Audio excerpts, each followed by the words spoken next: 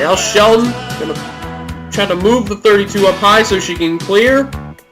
Oh, that was close right there.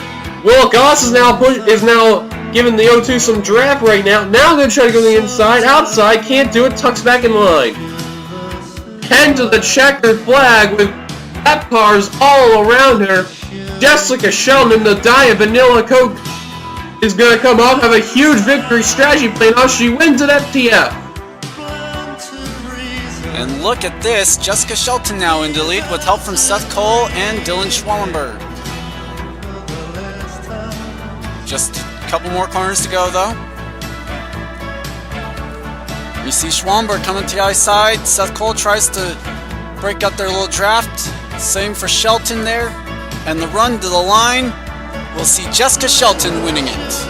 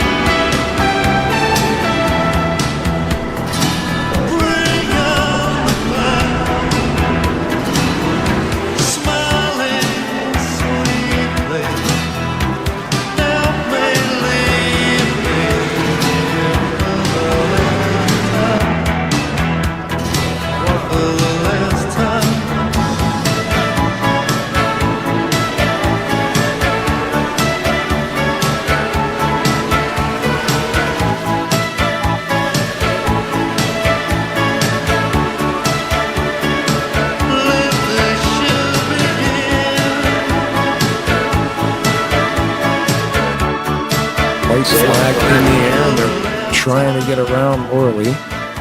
The very last lap. Yeah, we'll go back and look at that whole deal here once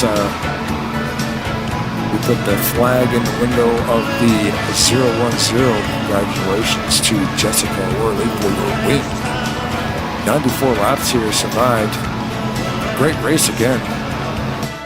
Well, there you go. Jessica Orly, our feature winner for tonight in the Josie Cross Sidekick tribute car, kind of sort of. Looks pretty good out there, so congratulations. Beat Rod, that's for sure. Always beat Rod, that's right. There you go. Congratulations on your win. All right, thank you. Good night, guys. Thanks, Jess.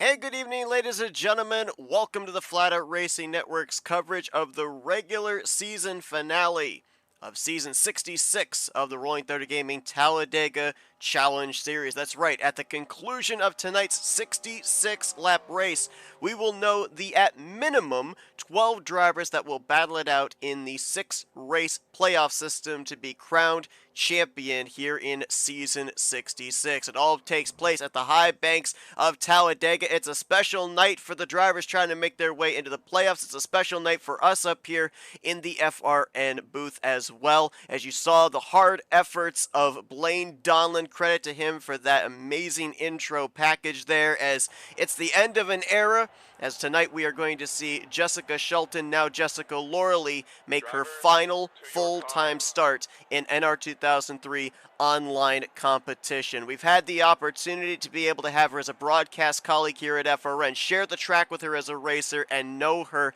as a fierce friend as well. I'm Seth Cole, alongside of Kyle Matthews and Michael Norman, and guys, we talk about it being the end of an era, a race that we come into with such gravitas in terms of the playoffs, an interesting race here tonight with a bunch of mixed emotions kind of intertwined. Yeah, we have a lot going on tonight, as you mentioned. The last night for somebody to lock up a playoff spot. Jessica's last race. As a full-time competitor in this series. Boy, we're gonna have a lot to talk about throughout this race. Yeah, so I completely agree. It's going to be one heck of a night, probably full of a lot of emotions, and just something to watch here. It's going to be interesting to see who can be a person who's not already in the top 10 or 12 to lock themselves in with a win, or are we going to see another repeat winner? It's going to be interesting to see and watch how this plays out. We're going to be talking a lot about Jess's career here tonight as well. We do have a special guest in the booth that will be introduced in just a moment here. But first, we're going to take you through your 40-car starting lineup for tonight's regular season finale as Tim Nofsker draws the pole position. Interesting him starting on point because I did the math here, did the statistics coming into tonight. He is the last driver mathematically who could point his way into the top 12 here tonight. Looks like we're going to get a reset. Someone may have had a mechanical issue, maybe a gear failure rolling off the grid. He'll have Ulysses Sandoval to his outside. Ulysses is in a must-win situation tonight to advance into the postseason. Denny Carroll, he's already locked in with his victory this season. He is rolling off third alongside of a former champion in Richard Martin. Another former champion going to be on the inside of row 3. That is Grant Wesley. He's locked into the playoffs this season with Ron Hagelin to his outside. John Godfrey is sitting good to point his way into the top 12 as he will share row number 4 with Greg Palmer. Rodney Sullins and Greg Lovell are going to complete the top 10. Rady Waugh is going to roll off from the 11th position. On his outside is going to be Dan Panatello. Mark Paglia shares the 7th row with Brian Schilling. Brian is one of 2 drivers that has not won this season, but mathematically is locked into the playoffs on points. Dennis McCarthy will be back in row 8 with the other driver who is locked in on points. That would be the 39 of Josh Metallic. Cy Jones and Bobby Farrell, they're going to share row number 9. Your top 20 completed by Jeff Crivello and 2-time winner on the season, Chuck McClure. Obviously, he is locked into the postseason. Row 11 finds Glenn Harris alongside of Terry Bombard. Keith Bynum and Andrew Miller are back in row 12. Row 13, Mike Mangialardi and 2-time winner, last week's winner as a matter of fact, Joe DeSpirito. He's locked into the postseason with his multiple checkered flags. Row 14 finds Kelly Causey and Donnie Garrett, and the top 30 completed with the defending champion of the series, Jeremy Jeffries, and Bob Seminara. Row 16 is Craig Hagley and Bernie Mobbs. Row 17, Doug Hulick and Jessica Loreley in her final full-time start.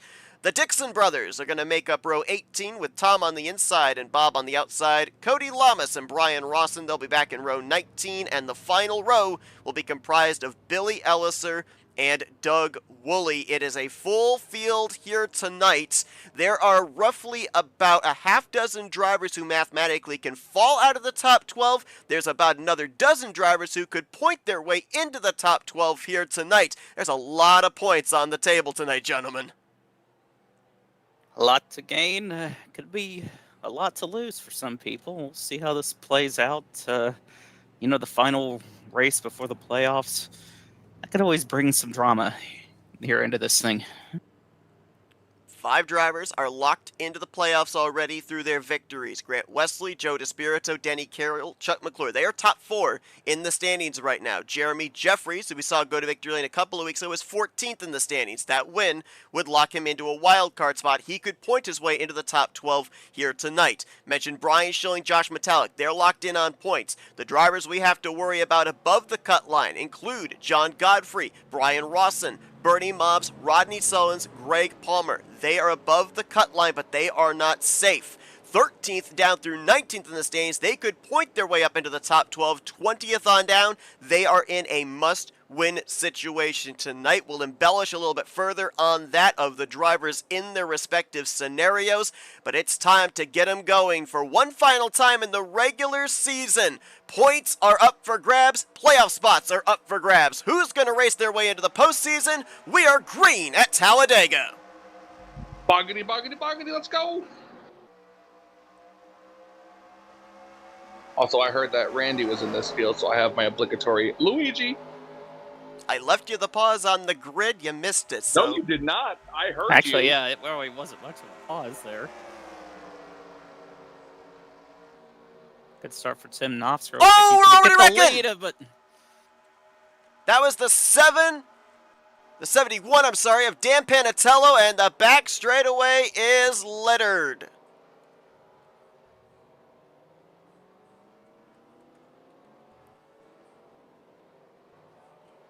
Caution is going to fly for the first time here tonight on lap number 1. somebody lost a gear again.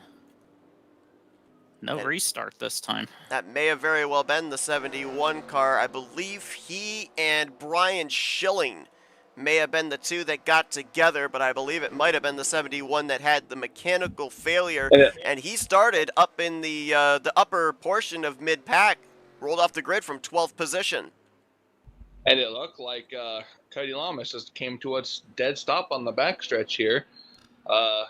Seems like a decent number of cars may have just gotten involved spinning-wise. I don't know how many of them got actual damage out of that, but some of these cars are a little rugged and rough around the edges, so even though they may have gotten a little damage, it might not take them completely out of this race just yet. Brian Schilling and Josh Metallic were two of the first that spun around. Mentioned they came in today already locked in on points, so sigh of relief for the both of them, depending on how much damage they might have sustained, and then a lot of reactionary contact in the latter half of the field. To your point, Michael, looks like a lot of spinning. I didn't see a whole lot of hard contact, so everybody involved may be able to continue. There's a couple of drivers that spun down to the inside. Not sure if they made heavy contact with the wall or not, but for the most part, it looks like everyone might get away relatively unscathed. But that was a lot of drivers involved. It looked like somebody might have ARCA braked back there, and by ARCA brake, I mean Maverick braked. It looked like the Jesse Love kind of looking car. I don't remember or couldn't see what number that was specifically, but got Cody involved just a little bit. That'd be Doug Woolley in the 99 you're referring to. Saw the 29 of Mike Mangialardi spinning up to the outside in front of traffic. We focused previously on Glenn Harris spinning down to the inside line.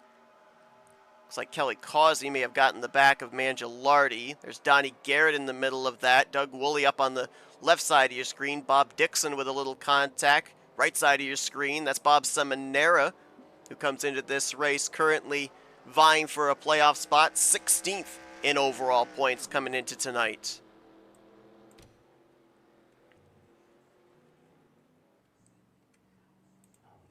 Pretty split there of drivers coming to pit road and drivers staying out.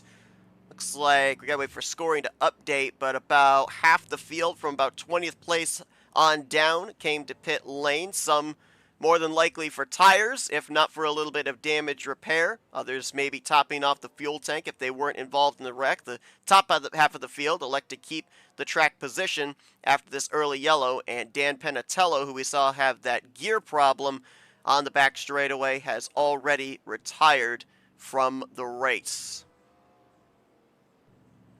So we'll real quickly bring you up to speed on the drivers and the scenarios that they are in here tonight. For John Godfrey, he is not yet mathematically locked into the playoffs, but if he can finish in the top 20 tonight, he's locked in. Other drivers that are in dangerous position, a DNF tonight could knock them below the 12th and standings cut line, include Brian Rawson, Bernie Mobbs, Rodney Sullins, and Greg Palmer. The drivers that mathematically below the cut line could move their way above 12th in the standings tonight, and that's not even with a victory, would include Mike Mangialardi, Donnie Garrett, Bob Seminara, Craig Hagley, Mark Paglia, and Tim Nofsker. From 20th on down, Glenn Harris on down, all those drivers, they would have to win to make their way into the playoffs or to garner enough points to get themselves up into the top 12 in the standings. And looking at drivers who could get a last-minute win to get into a playoff spot, that goes all the way down to 30th in the standings. There's a couple of drivers that are not in the field here tonight that are down in that range, but looking at a Greg Lovell or a Ulysses Sandoval, they're outside the top 20 in points, but you win tonight and you move into the top 20 in points, you get a wild card spot and you get an automatic lock into the postseason, a bit of a buzzer beater. So it is still possible for a number of drivers mired down in the standings to get a checkered flag tonight and get an automatic lock into the playoffs. Speaking of Ulysses Sandoval, he started on the outside of the front row in this thing. He came down pit road under that caution. Kind of surprised he'd give up all that track position right now. Could be playing the fuel game here. Scoring has him 29th on this restart. We want to talk about a difference in a season makes. I mean, last year, the Ulysses Sandoval was battling for a championship. This year, he's not even anywhere really close to being inside the top 12 unless he wins. So had 3 victories last season, to your point. Hey, missed a few races this season too. That didn't help matters any, but still has a shot at it. That is true as well. He did miss some races this season. Some of them of his own fault. We also are in the finals on the winner's side of the bracket coming into tonight. Brian Rawson and Denny Carroll. Whoever finishes the highest of those two will be awaiting their future opponent, as we'll be following the next few weeks the loser's side of the bracket. Some good matchups on that as well tonight in round 4. Grant Wesley taking on Rodney Sullins. Chuck McClure up against John Godfrey. Brian Schilling taking on Glenn Harris. And then Joe DeSpirito versus Jeremy Jeffries. A couple of former Tally Challenge champions going at it there to see who's going to move on to face off against a couple of drivers that are kind of awaiting a couple rounds from now. Have some buys on the loser side of the bracket, including Billy Ulliser and Donnie Garrett.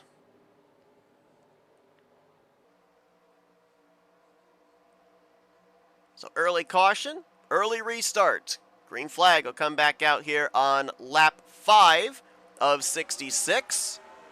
Tim Nofsker going to get us back under the green. Not in a must-win situation. He's the last driver right on that border that could point his way into the top 12 tonight. But, you know, when you get down to this portion of the season, if you're the driver that's 088, are you even thinking about points? Or do you think you're just coming in tonight with the tunnel vision of must-win? Must win. That's plain and simple. Yeah, it's hard to argue with that, but especially if you're really, really below the points and cutoff line. So you've got no choice but to figure out how you're going to get in the front and stay there.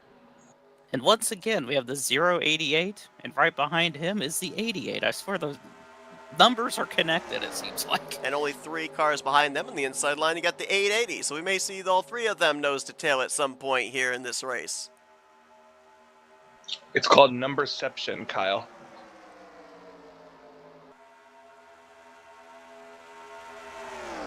Grant Wesley coming into this race as the points leader. And again as well, where you're positioned in the standings at the end of the regular season determines the number of bonus points that you carry into the playoffs. Regular season champion gets an extra 3 bonus points as well. Grant Wesley, Joe DeSpirito, Denny Carroll, those are the 3 right now. 12 points separating those top 3 that are basically in the hunt. You got a couple of long shots as well. Chuck McClure, Brian Schilling, and Josh Metallic, 24 to 26 points back. If those other 3 drivers, Wesley, DeSpirito, and Carroll, run into problems tonight, they could enter into the regular season championship battle also. There was a black car on the far outside line right there. Looked like he was warping a little bit, having some connection problems, but not sure who that was, but Chuck McClure a little uneasy there, but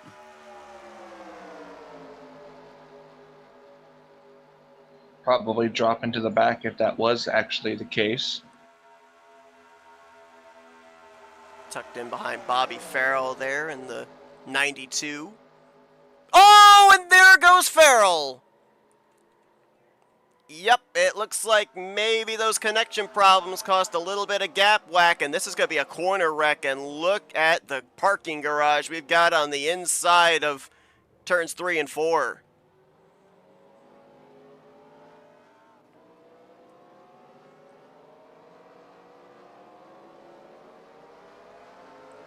Looks like most everybody involved has driven away from the incident. Jury is out as to how much damage was sustained, but that was right up towards the front of the field as well. And I was just told it was Corvello that was having the connection issues there. There is the 36 coming off of pit lane.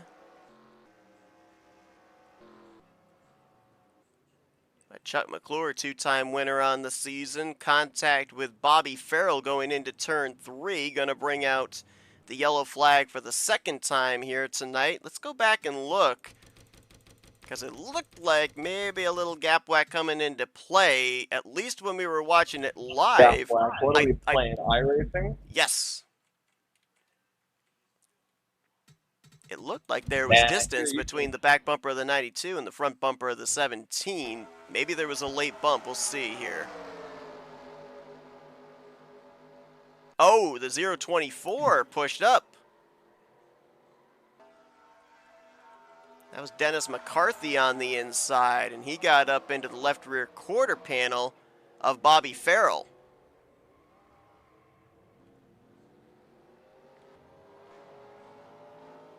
And most drivers that were involved in the first wreck, or those that came down pit road under that first caution, were the ones that got swept up in this one. So there's a couple of drivers there, including Brian Schilling and Josh Metallic, who are 2 for 2 in being involved in the first 2 yellows of the evening. We're getting lucky so far. They might not get lucky a third time. Yeah, it looks like the 024 just pushed up a little bit, and boy, that's a big hit right there for, I believe that was Seminara that slammed into Farrell right there.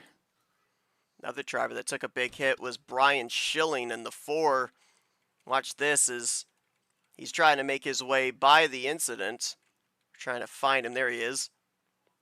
And he's going to make some pretty heavy contact with the back end of his machine. Watch right here as he gets a little bump from Jeremy Jeffries, and that's a good shot. Back bumper first into the outside wall. Kelly Causey with some left side damage. Donnie Garrett as well with damage on the driver's side door. I think Sandoval hit Causey right there. And you mentioned about Sandoval giving up good track position to pit under the last caution, put himself back in the eye of the storm. And yeah, that was my concern. so caution's going to come out for the second time here tonight. You can definitely get the feeling that there are some drivers that are having a sense of desperation here tonight, knowing that their ticket into the postseason is going to rely on them potentially finding victory lane here tonight.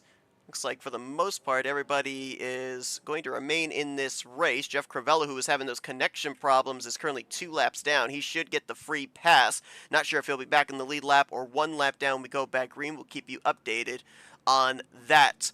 But we mentioned that tonight, obviously it's a big night for the drivers and the fact that they're battling to make their way into the postseason. It's also a big night for the driver of the 017, Jessica Loralee, who's making her final full-time start. And as mentioned, we here in the broadcast booth have been able to share the racetrack with her, share the broadcast booth with her, and of course as well have been able to count her among our closest of friends.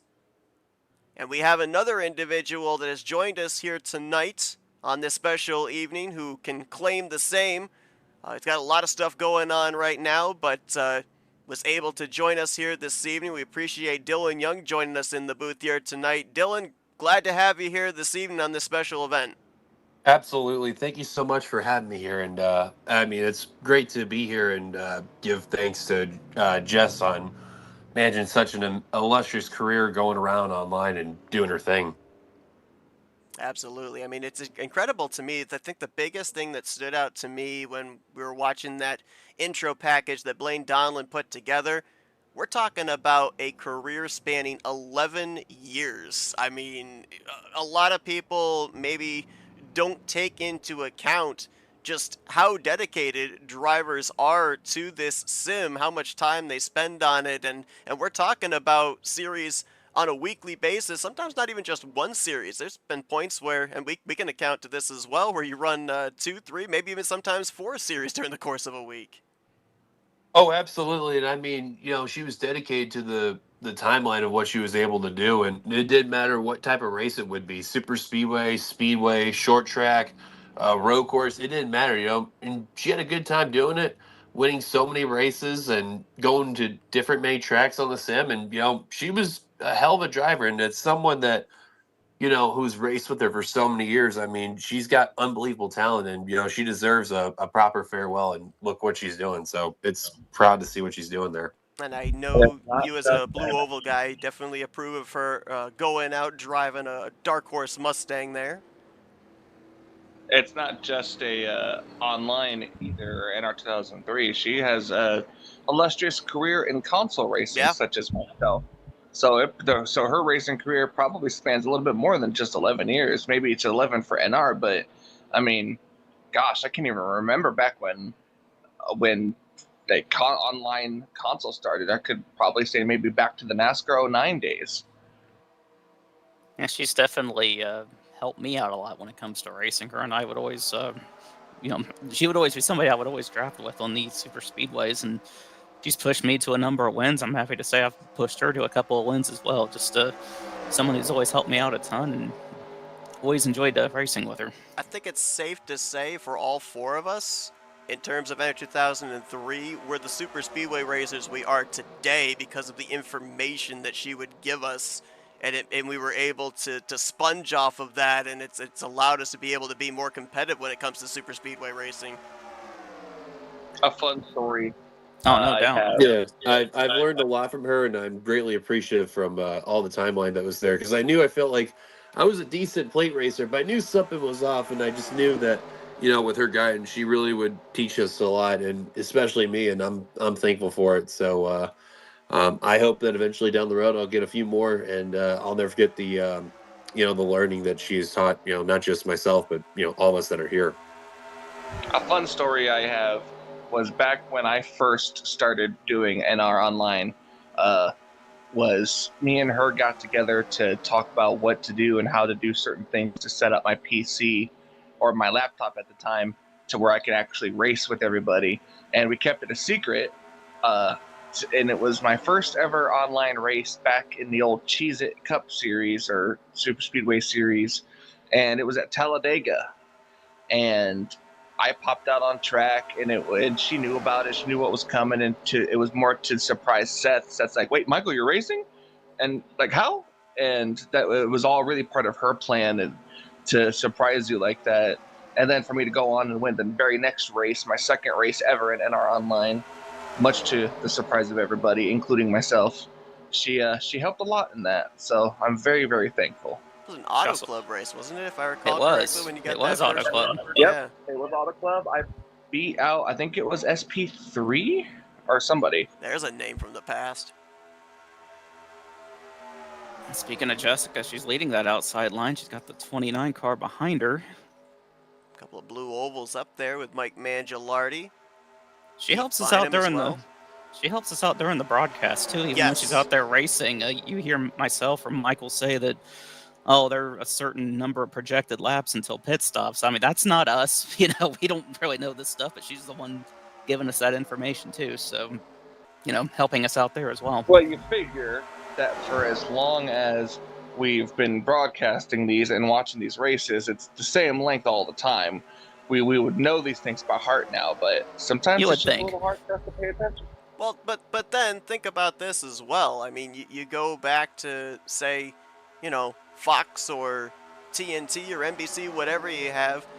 If everybody knew the information of the racetracks when they go to them year after year, there would be no need for pit reporters. So, no race, and drivers tell us this, even super speed racing, no race is ever the same. So to have that information, to not be kind of flying blind up here in the commentator's booth, helps us out a lot to be able to bring the information of what to potentially expect to the viewers watching.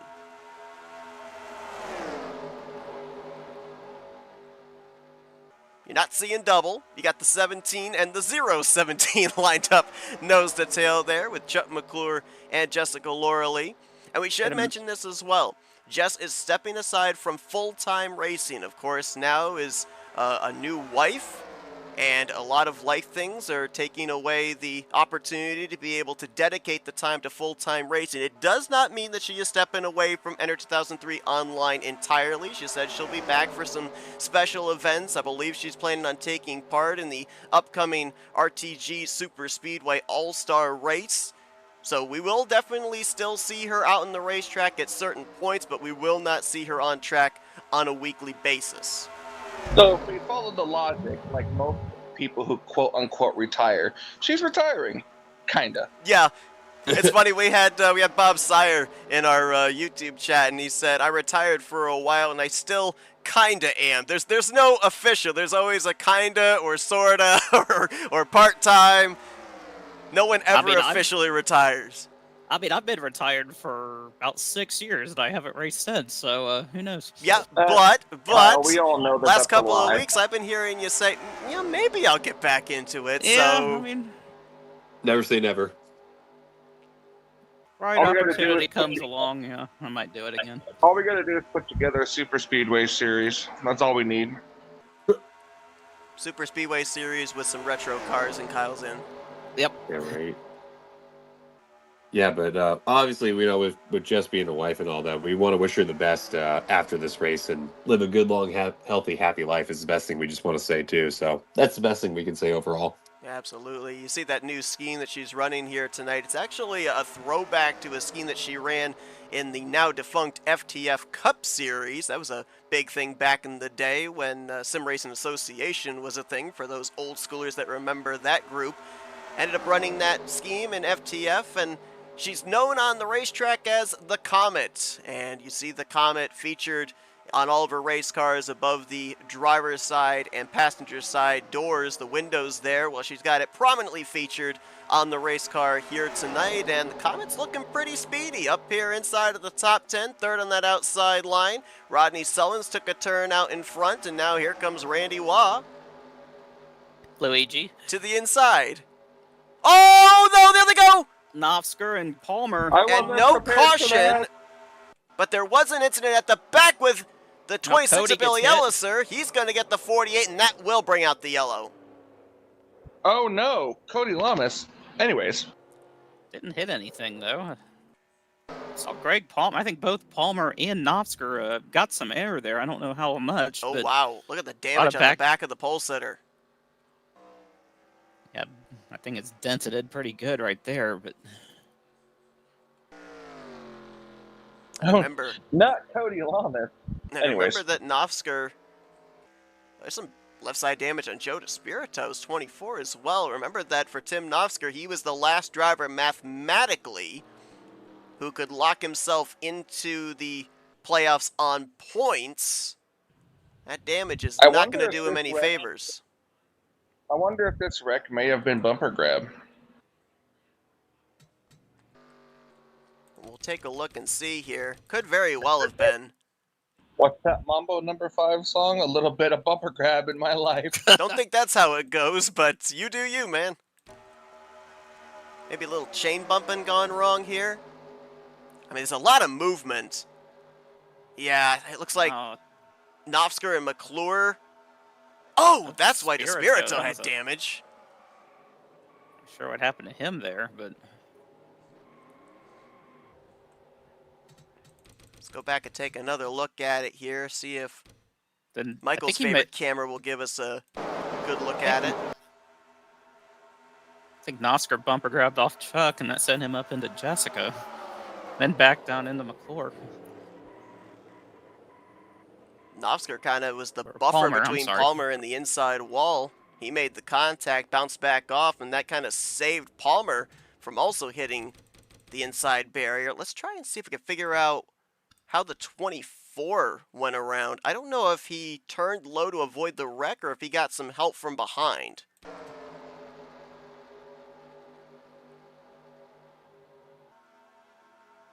It's tough to tell from that angle. It was Brian Schilling who was behind him. He might have So if gotten a little bit of a bump. he may have lifted a little bit there, and Try and get one more look from the chopper cam. Yeah, tiny bit of contact into that right rear.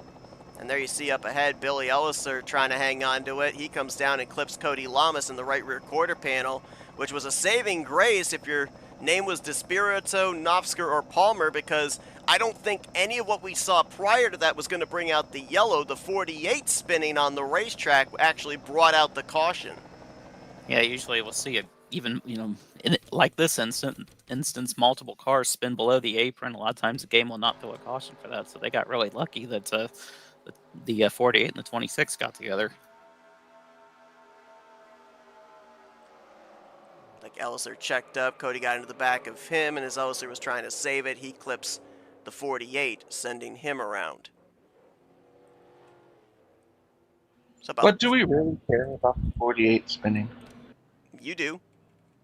Because that's usually your camera you want to go on to watch go through a wreck.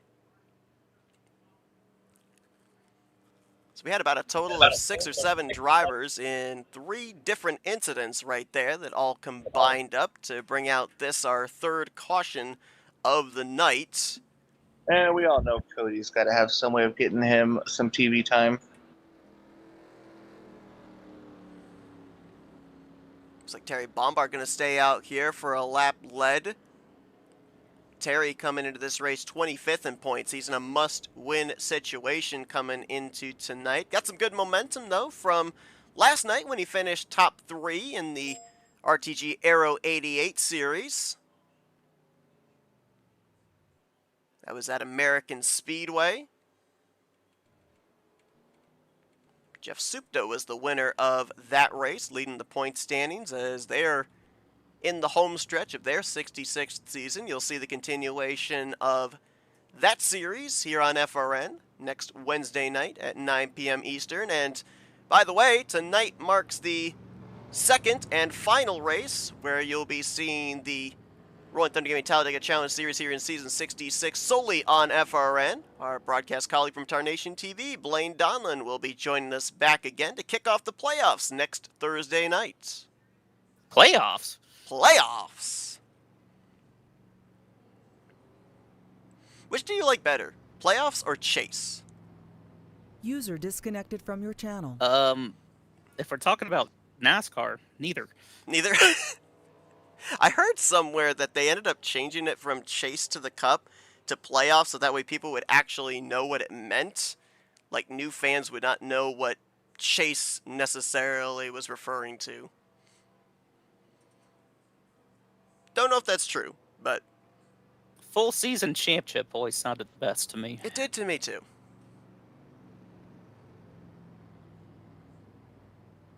But honestly, between those two, though, I mean, playoffs and racing, it just sounds goofy if you ask me. Like, what are they playing? High-speed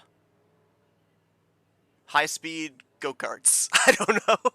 No, Mario Kart, but without the superpowers. At least the chase, it makes sense. They're all chasing each other out on the track. I mean, Mario Kart, please.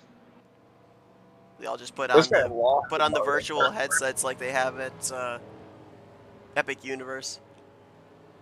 This guy over here can't win at Mario Kart. which is a great attraction, by the way. Also, what do you mean I can't win at Mario Kart? I defeated Dylan in Mario Kart. Never beat me. I don't think I've ever played you. I've beaten you, Michael. Dylan actually got his revenge on me, too. We're 1-1. We gotta have a rubber match at some point. I beat Dylan and Michael last year. Did you beat me? I don't remember. I've never been able to beat Nick. Green Did flag we back in the air here. I don't remember that. Did you guys do Mario Kart at the two-story McDonald's? Or did you do it at like a Dave & Buster's or something? That's what I'm asking, because I don't remember that. I know when Dylan, Michael, and No, that was the up north trip when I was stuck. Well, right before I got stuck in Ohio, it was me, you, Dylan, and my cousin. yeah, that was at Dave & Buster's. Oh, by the way, we're back under green. We are here. indeed. It's like Grant Wesley's going to have the lead on the outside. Grant trying to join Joe DeSpirito and Chuck McClure as a multi-time winner on the season. Each win counts for 3 extra bonus points towards the playoffs, so technically, in terms of bonus points, Chuck McClure and Joe DeSpirito are tied. I mentioned, though, that the top 10 in the point standings also get bonus points based off their position. I believe, if I recall correctly, whoever finishes first gets 30 points, second gets 27, on down to 10th. It's an interval of 3 points per position, so a lot of bonus points available for drivers that are consistent during the course of the regular season, as well as those that find victory lane. And now the Pod Piper of the Talladega Challenge Series is leading this race You right calling now. him the Pied Piper, huh? Yeah. Well, he's got one of Dale Jr.'s old numbers. Caution's out. 4th time tonight. Field is frozen as they'll hold their positions coming back to the yellow. We got a couple cars around over here in 3 and 4. That's Doug Woolley in the 99, Tom Dixon, the Batmobile, in the 45. Bobby Farrell also coming to a stop here just off the exit of 4, and looks like he had to actually call a tow back to pit lane.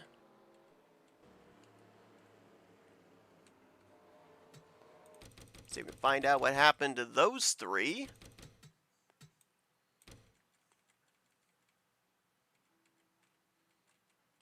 May have potentially started between the 92 and the 99.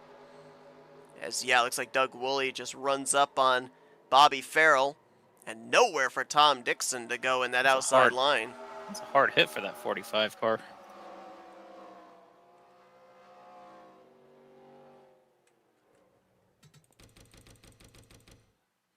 They're all stacked up on the inside there, leads to checkup.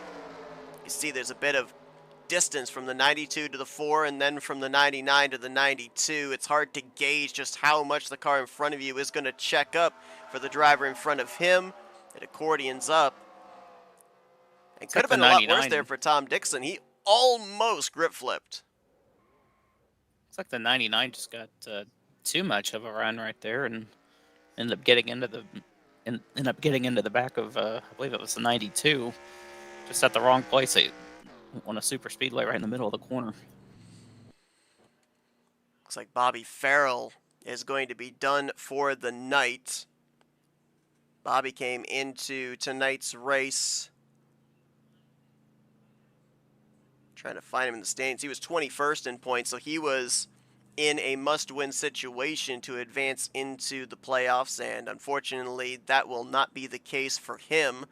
That's one of the interesting but also the tough things about a regular season finale as well. You've got all these different drivers with all these type of scenarios, and obviously in super speedway racing, you know there's going to be wrecks, you know there's going to be torn up race cars, you know there's going to be DNFs, and you start to check off those names that could have been possible buzzer beaters to win their way into the postseason grid. Unfortunately, that is going to be the case for the driver of the 92. We also have an update on the 36 of Jeff Crivello. We documented he was having some connection issues. It looks like those have persisted. He is no longer on the racetrack. He's not on our scoring monitor scored as out of the race, but I believe he is done for the night. He's going to get credited for 39th position, and Dan Pantaleo, who had issue on the very start of this race with a gear issue, is going to finish in 40th. The remaining 37 drivers all currently on the lead lap.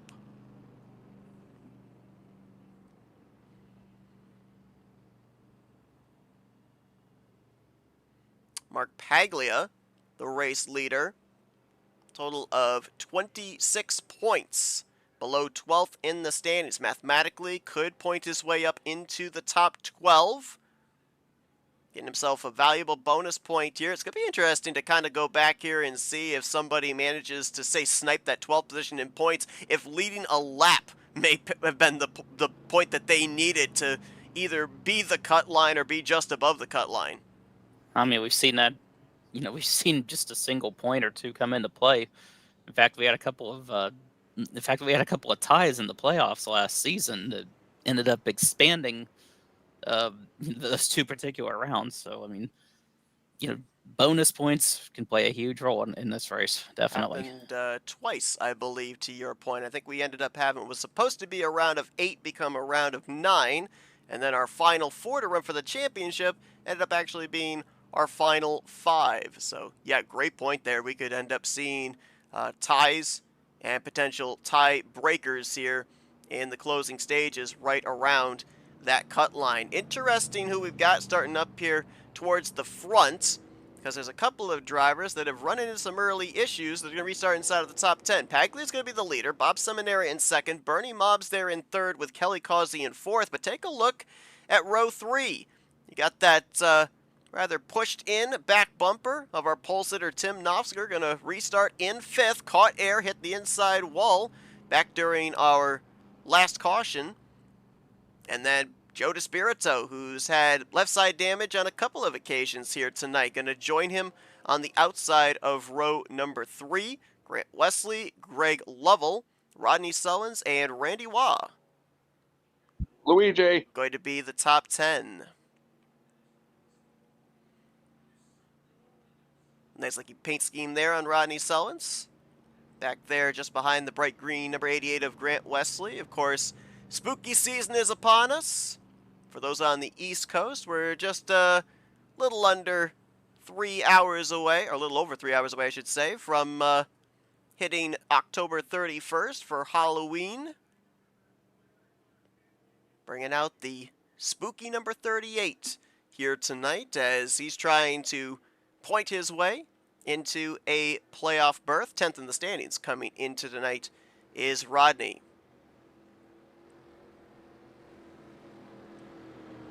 Pop quiz, your favorite costume that you dressed up in when you were a kid. Go. I was a kid? That's not an answer. I don't know. Can't really think of anything.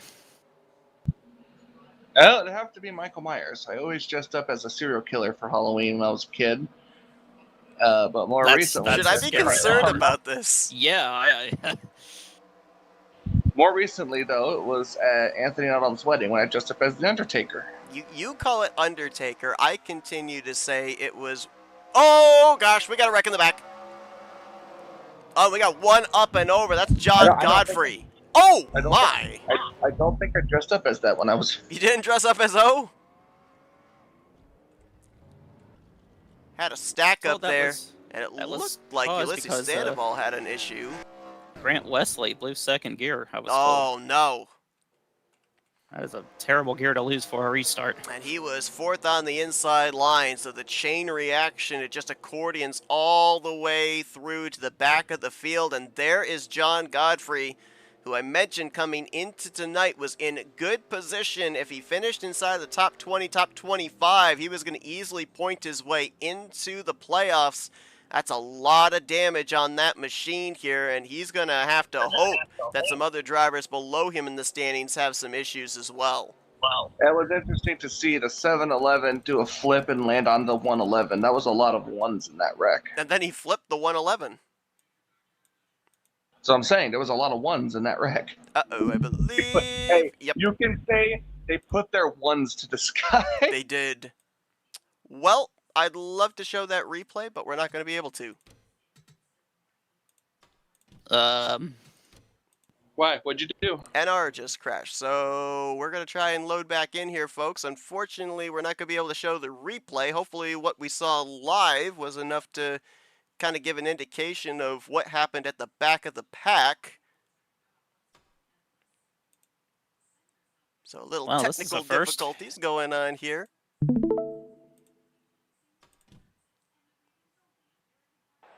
I'm just going to say this right now. We prominently have featured on the bottom right of our screen the David Cannon tribute. We continue to miss him every single day. Miss him on the racetrack or just as an administrator here for RTG. Something that I have noticed is in the last few weeks to a month, there have been some of the strangest things that have gone on with broadcasts here. And, I mean, last night we had our ticker broken. Tonight we have the game crash. I think David's messing with us.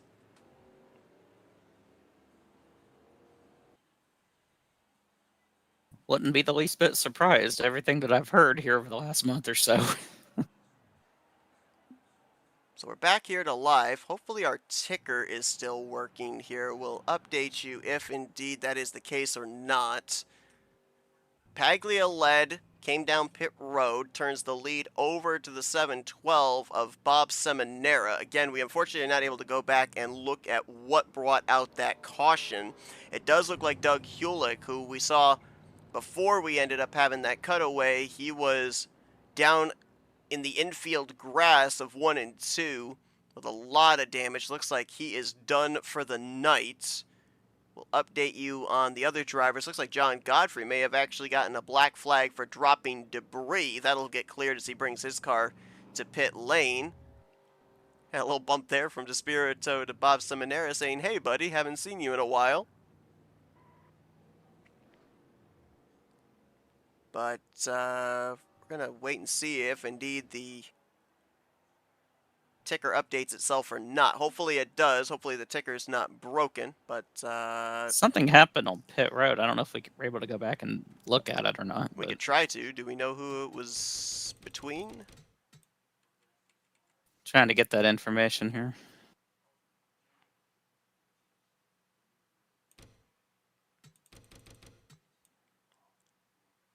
Oh, maybe Terry Bombard and the 10 looks like.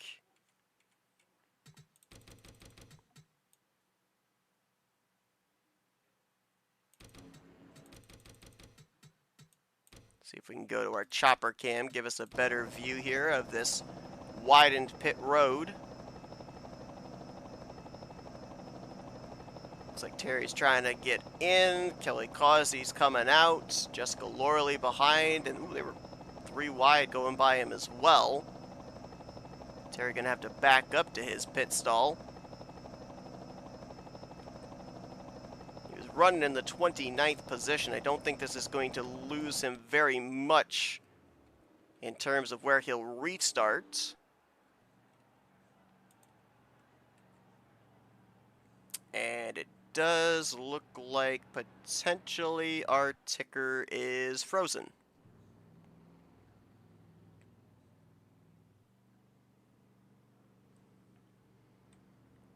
Right, so we are going to real quickly here. We've got the lights on the pace car. We're going to see if we can get that fixed.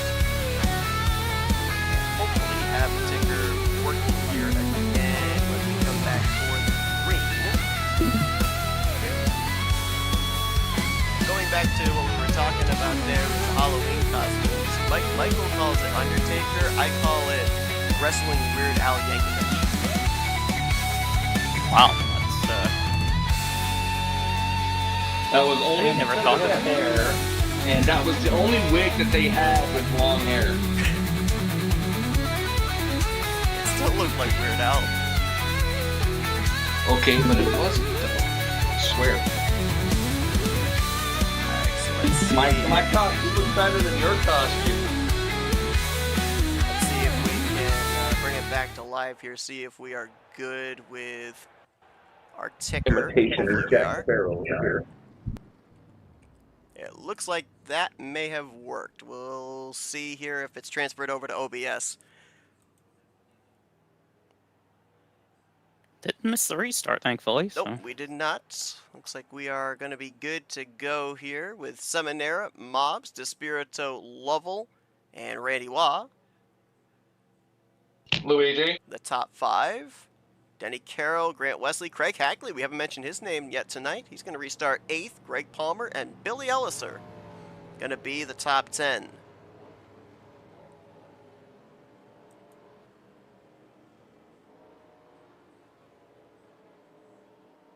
Nearing halfway through tonight's race here, the regular season finale.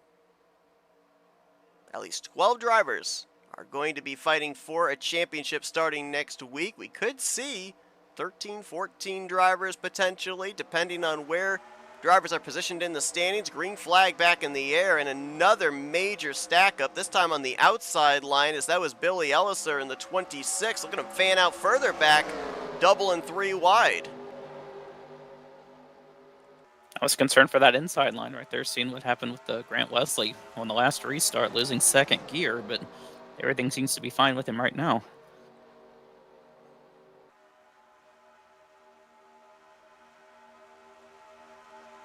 Things pretty spaced out right now. So here comes a charge up the inside by that 21. You can see it on the back deck lid there if you're able to get the right camera angle. The Waluigi prominently there on the back of Randy's Dodge as he fights with Bob Seminara for the race lead. All this time, he finally embraces it. Comes into this race 26th in points. He's in a must-win situation, and I just saw the 7-11 of John Godfrey pulling down to the inside line.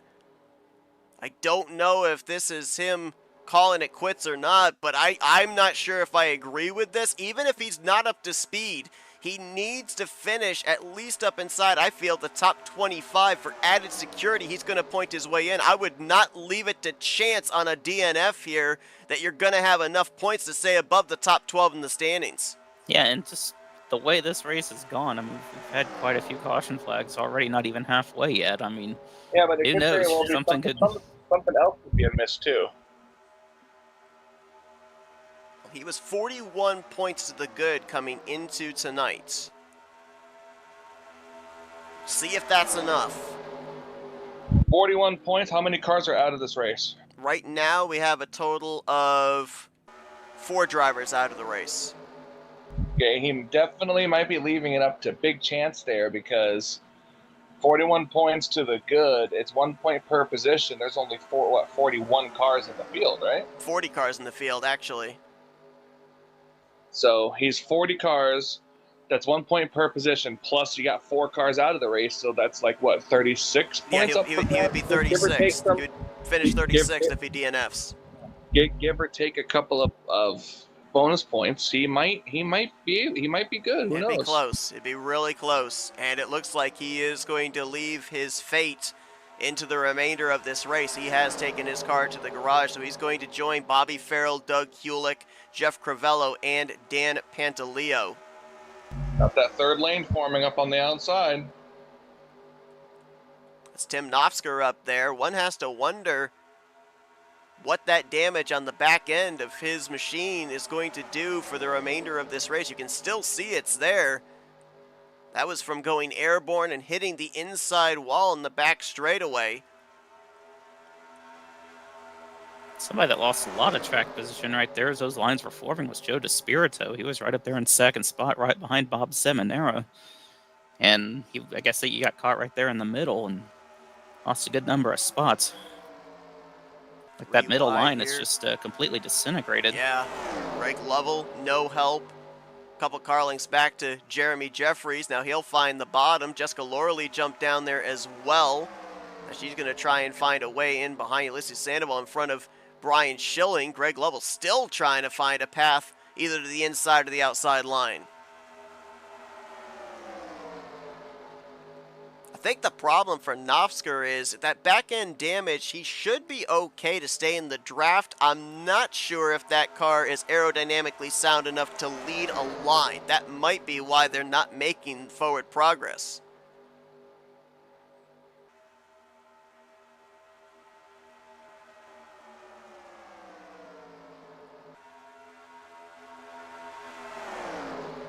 Back up here towards the front, Denny Carroll currently slotted in the 3rd position.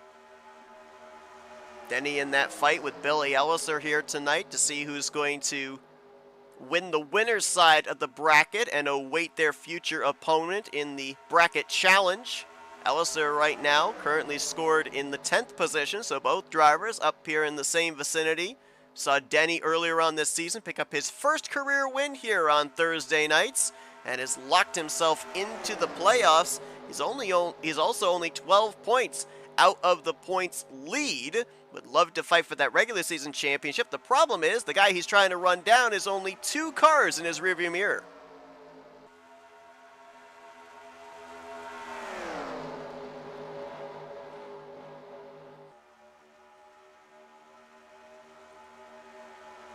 Bob Seminara right now leading this race. he could point his way into the top 12 tonight. Currently a total of 16 points below the cut line. Car behind him of Randy Waugh. He's in a must-win situation.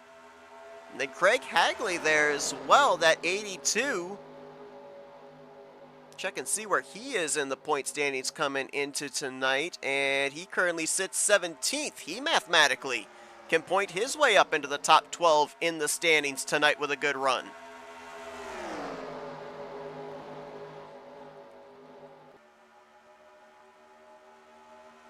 We do have an outside line, but it's the middle line here. Jeremy Jeffries, Ulysses Sandoval, Jessica Lorley, and they're going to have some friends move up there right in front of them. Wesley, Palmer, and Sullins all at once moving up and getting a big shove from that momentum of that outside line from the back straightaway into 3. They got a lot of momentum going, Wesley. Now side by side with Denny Carroll.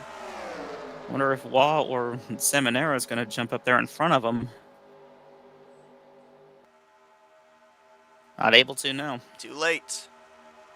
Wesley going to get alongside of Seminara. Won't lead that lap, but he'll have the forward push into turn 1. You got about 8-9 cars on that outside line, only 4 lined up on the bottom, and this is where you're going to see the difference in speed from middle line to inside line is in the straight line speed on the back straightaway. First is clear, second's clear, third is clear before they get to turn 3. Now they have a third line going right there. Pagula was leading that line, but now Lorley gets up in front of him.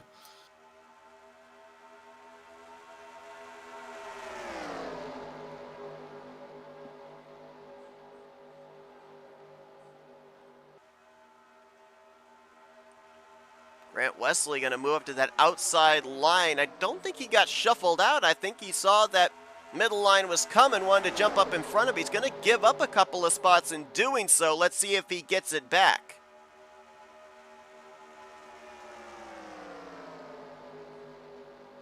And that now puts that Alan Kolwicki throwback of Greg Palmer out into clean air.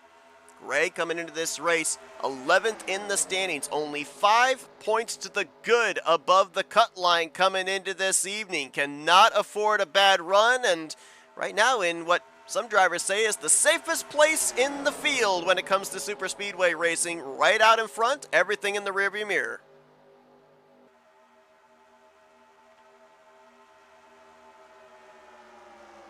Unless you have to save fuel. That's like the only bad part about leading. But other than that, yeah, put me out front. Don't put me back in the hornet's nest. And we're getting pretty close. Talking about fuel of these drivers starting to have to think about pit road here. We do have another driver out of the race. Just a couple of laps ago, Ron Hagelin brought his 111 machine to pit road. Remember, we saw him and John Godfrey end up having that violent wreck on the entrance to turn 1 that has taken both of them out of the race early, so Hagelin will get credited for the 35th position. And as all this is going on as well, we've ended up having a few cautions tonight, some pretty big hits, and there are some stragglers that are either just trying to stay latched on to the tail end of this pack or currently are running by themselves. Tim Nofsker, we mentioned that damage he has on the back end of his car. Looks like that has come into play now. He is just trying to barely get a whiff of the draft of the 63 of Keith Bynum. Brian Schilling back behind him, damaged as well. He had already locked in on points, so fortunate for him. Doug Woolley also back here with him in the 99. The Dixon brothers currently running together in 30th and 31st. They are off the pace. And then also Kelly Causey and Brian Rawson. Now this is interesting because I'm pretty certain about a lap or two ago I saw the Valvoline car up in the lead draft. Looks like maybe he dropped back here to see if he could help Kelly Causey. He's giving up track position as a result. And this is a driver that comes into this race 8th in the point standings, merely 11 points above the cut line. So this is a risky gamble on Rawson's part. Brian Rawson, fresh off a championship over in the ASR series we covered Sunday night. Yes, indeed. Well, you got to remember too, with the cars that are out of this race, it depends on how many points are up still up for grabs in between. So It's going to be a risk no matter what, but we can only hope. I'm sure he does like he does, hope that he can pull it off while we get another caution. Saw Donnie Garrett there as well off the pace. Donnie came into this race 15th in points. He was below the cut line by 11 points, so more than likely Pit stops. he's not going to make it into the Seminara. postseason without some help. Bob Seminara, Joe DeSpirito. I believe that's Bernie Mobbs in the 31. Florida gang all hitting pit road together there. Trio of them.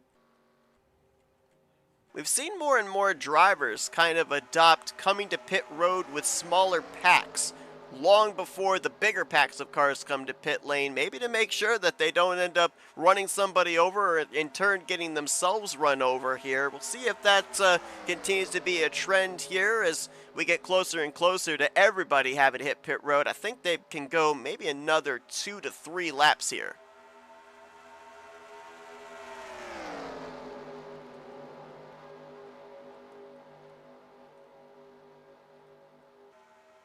Doesn't look like anybody from the lead pack came to pit road this time by, as Grant Wesley continues to lead. So far, Tim Nofsker has led the most laps tonight. 13 circuits out in front. Bob Seminara, who we saw just moments ago come to pit lane, the only other driver that's led double digits, 11 laps out in front. And there is that trio that just came to pit lane. They're going to get swallowed up by the leaders. But everybody else still has to make a pit stop. These guys have already completed theirs.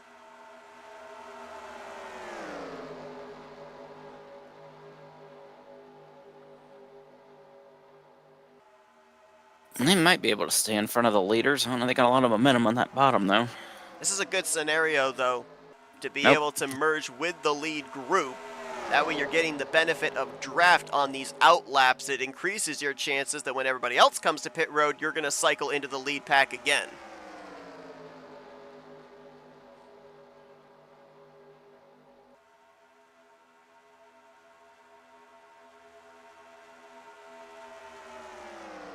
Looks like Donnie Garrett and Bob Dixon have both made a pit stop. They have fallen a lap down as a result. Still waiting for a number of our leaders to come down pit lane here, as looks like they're going to bypass the pit lane entry one more time. Believe we went back green at the completion of lap 30 onto 31, so we're looking at another potential 2 more laps that you can go on fuel before you're going to have to make the dive. Grant Wesley, however, might be a little bit shorter on fuel since he's been leading the better portion of this run. Now, the leaders who have not pitted yet, don't know if they'd be able to make it the rest of the way. They should. We'd be pitting coming to 19 to go, so they'd be right on the mark, potentially, of making it. But that first group we saw, the 24, the 712, the 31, I don't know about them. Here comes Wesley to pit road. Hagley, Palmer, Randy Waugh, Denny Carroll, Greg Lovell, and Dennis McCarthy, all a part of this group. About 7-8 cars in total.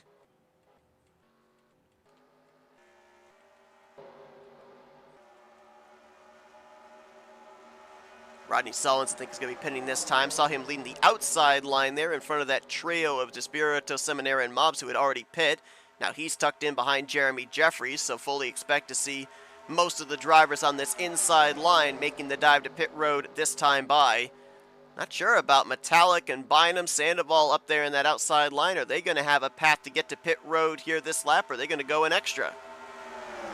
Might go an extra depending if they have it, but hey. I mean, just imagine if another good Talladega race coming down to fuel mileage. Could very well. We've seen a lot of those before. It's like Richard Martin, Mike Mangialardi, Terry Bombard, Andrew Miller, Glenn Harris, Cy Jones, Tim Nofsker all on pit road. I also saw the 6 of Brian Rawson on the pit lane. And before they even hit the start-finish line, I saw a lot more radios lighting up, so I think we're going to have probably the remainder of this pack coming to pit road this time by. This should be about the furthest they could go after us going back green at the conclusion of lap 30.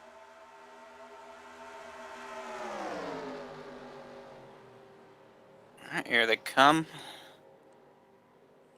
Ooh, wow, that was a big lockup by Rodney Sullins. Hopefully he got that thing woe down.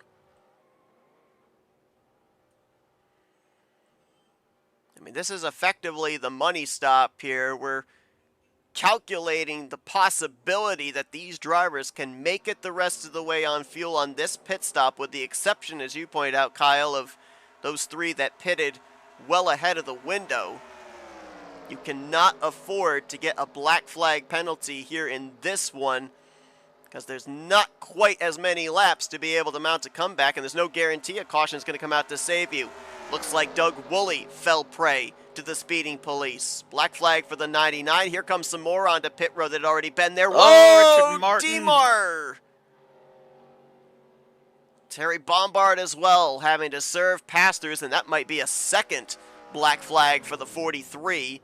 Here comes the 99 down to serve his penalty.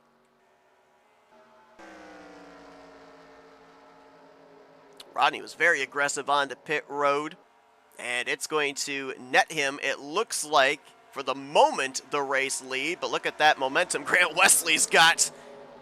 They're going to thunder on by both Sullins and Jeffries.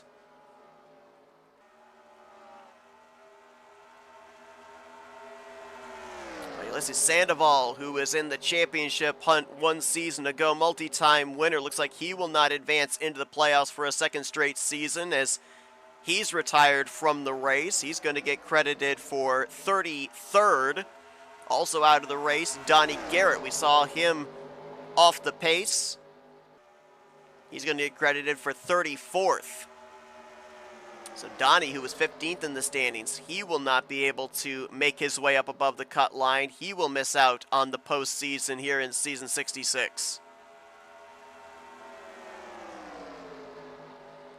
So now's the big question. Most of our leaders came to pit road at around 19-20 laps to go. If we are on the razor's edge right now of maybe being able to make it, do you want to be the leader?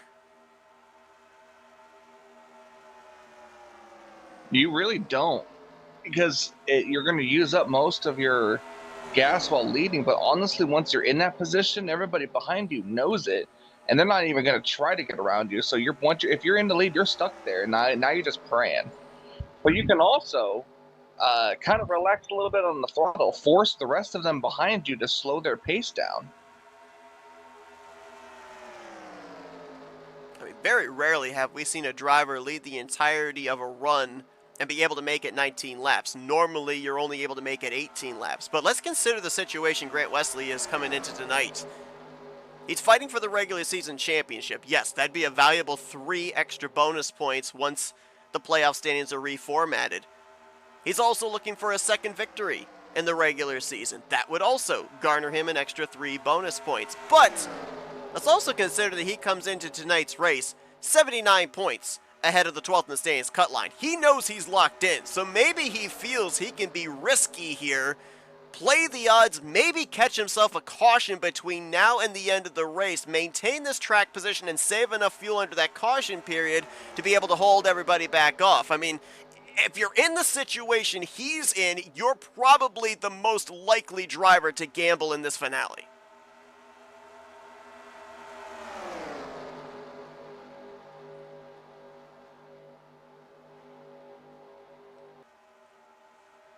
Making some moves from 6th place on back. Rodney Sullins, Jeremy Jeffries, Jessica Lorley, Josh Metallic, all wanting to go.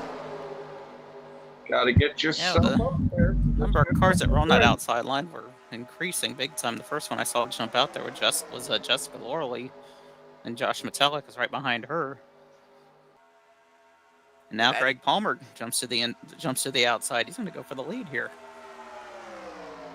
Get a big push from the 38. Chuck McClure, Mark Paglia, Glenn Harris have all jumped up to that outside line as well at the tail end of this pack, which right now consists of 12 lead lap cars. You can also add in Kelly Causey and Tom Dixon, who both just got put a lap down. Looks like actually Mike Mangialardi may have latched onto this group as well. He's just barely in the draft of this lead pack, might be able to make it 13 cars in the conversation for this win.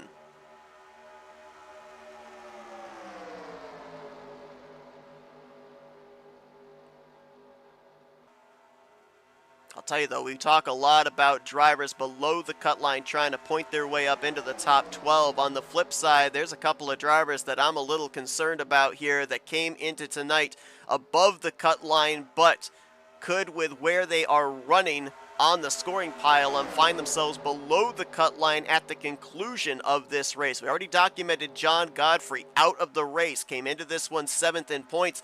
Brian Rawson, who came into this race 8th in the standings, right now 1 lap down in the 30th position.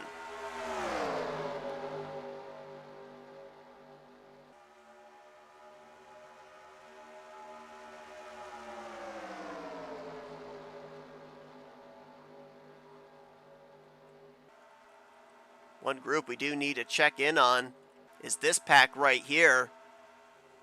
This strategy did not work out on 2 fronts for Despirito, Seminara, and Mobs. Not only are they definitely short of making it the rest of the way on fuel, they were unable to stay with the lead group. So they are 3 drivers that are hoping that they see a caution between now and I would say somewhere around lap 61, 62 when they'd have to make that final trip to pit road.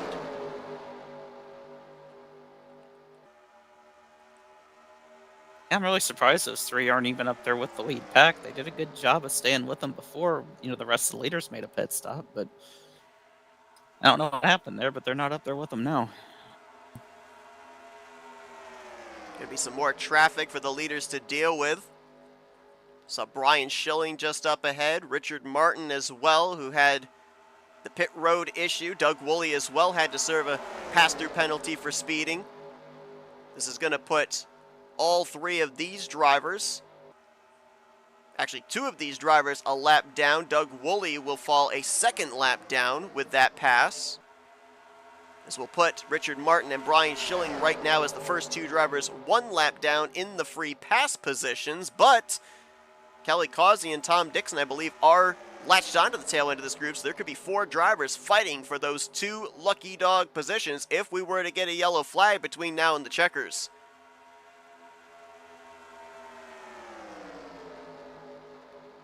Looks like everyone's committed to that middle line right now. It's only 1 car on the inside. That was the 21 of Randy Waugh. Luigi. And he fell back a bit there because of it, unfortunately. So we saw Greg Palmer move up there in front of Rodney Sullins, get pushed to the race lead. They've single-filed out. Now the question is, does Greg Palmer feel that he's got enough fuel to be able to get to the end of this race? He was part of the group that came to pit road right at 19 laps to go.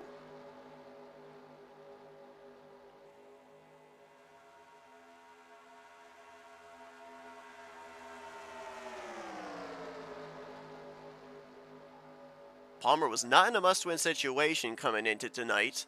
He was above the cut line, only by 5 points. But a solid night, and some drivers ahead of him in the standings having some issues here this evening. He should be able to point his way easily into a playoff spot. Now, with that kind of situation, I don't think he would have made the move that he made if he didn't feel like he was good to go on fuel.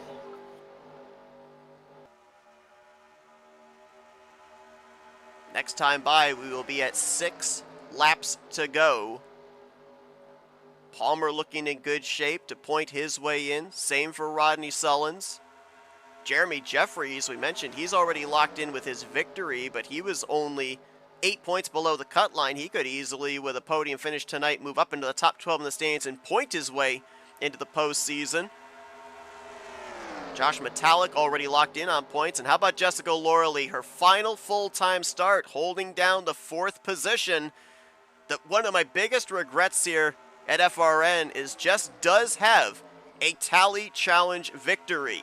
It was a night that FRN was not able to broadcast, so we do not have documentation of it here on the channel. Tonight, if she was able to go to victory lane, her final full-time start, you talk about a Cinderella story.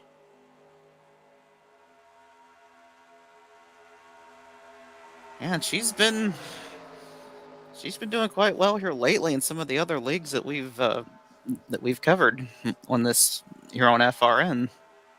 Saw her winning a Shake and Bake Series race, an ASR race.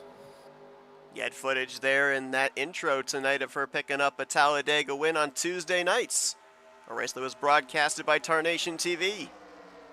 So it's been quite a home stretch in her full-time career for Jessica Loralee, as we've just hit the stripe for 5 laps to go.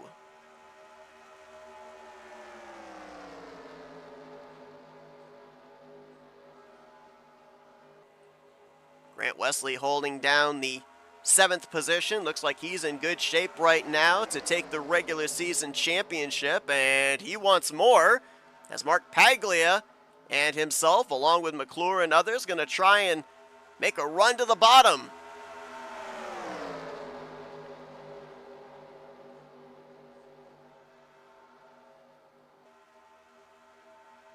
Top 4 saw that coming. They jumped down to block. Metallic was not able to do so in time. He's going to start fading back. It's good piece of mirror driving by this top 4.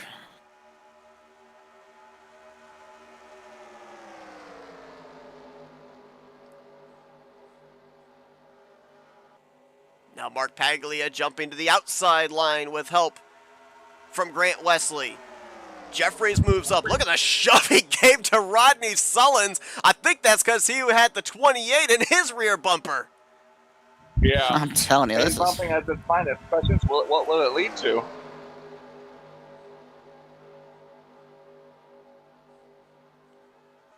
Certainly racing like fuel is not a concern. Rodney Sullins now leads. Jeremy Jeffries in second. 3 laps to go in tonight's regular season finale at Talladega.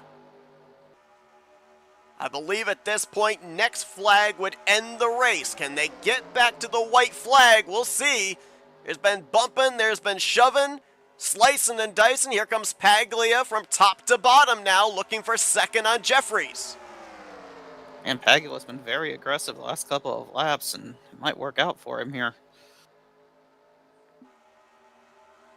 Paglia came into this race tonight 18th in points. He was borderline must win.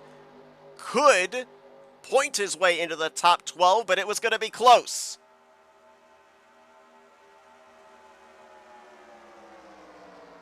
Bernie Mobbs, they're going to go by him. He had to come to pit road, could not make it on fuel. Same for Joe DeSpirito and Bob Seminara. They did not get the caution that they were hoping for. This will more than likely not advance either Seminara or Mobbs into the postseason. DeSpirito already locked in with his 2 victories, including last week. 1.5 laps to go here. 2 more corners and an entire tri-oval before Rodney Sullins sees the white flag.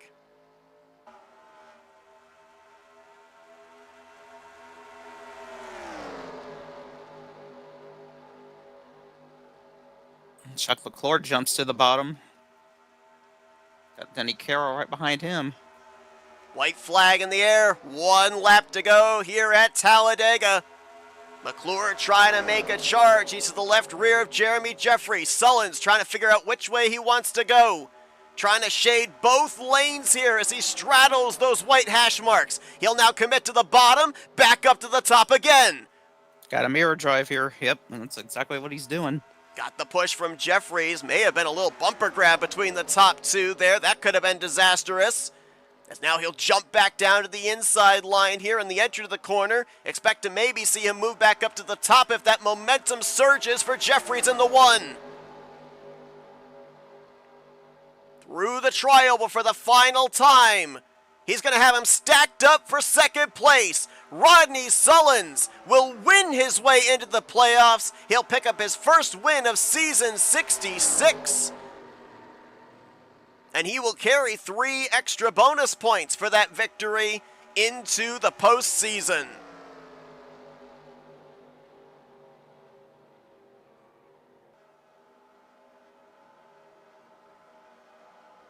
Tremendous offensive moves around 5 laps to go. Tremendous defensive moves in the final couple laps of this race. And Rodney Sullins finally finds his way back to victory lane on Thursday nights. And then the traditional wreck after the checkered flag.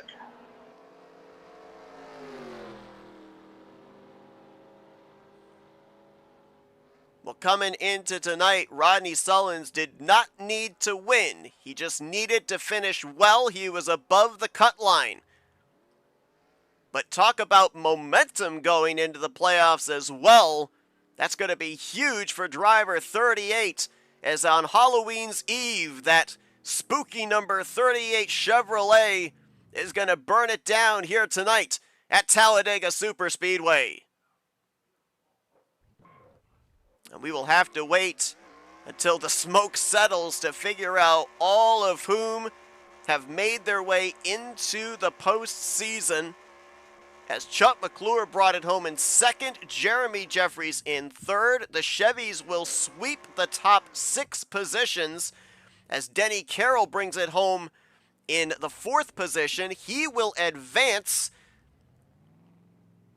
in the winner's side of the bracket challenge tonight, and Grant Wesley will lock up the regular season championship, completing the top 5.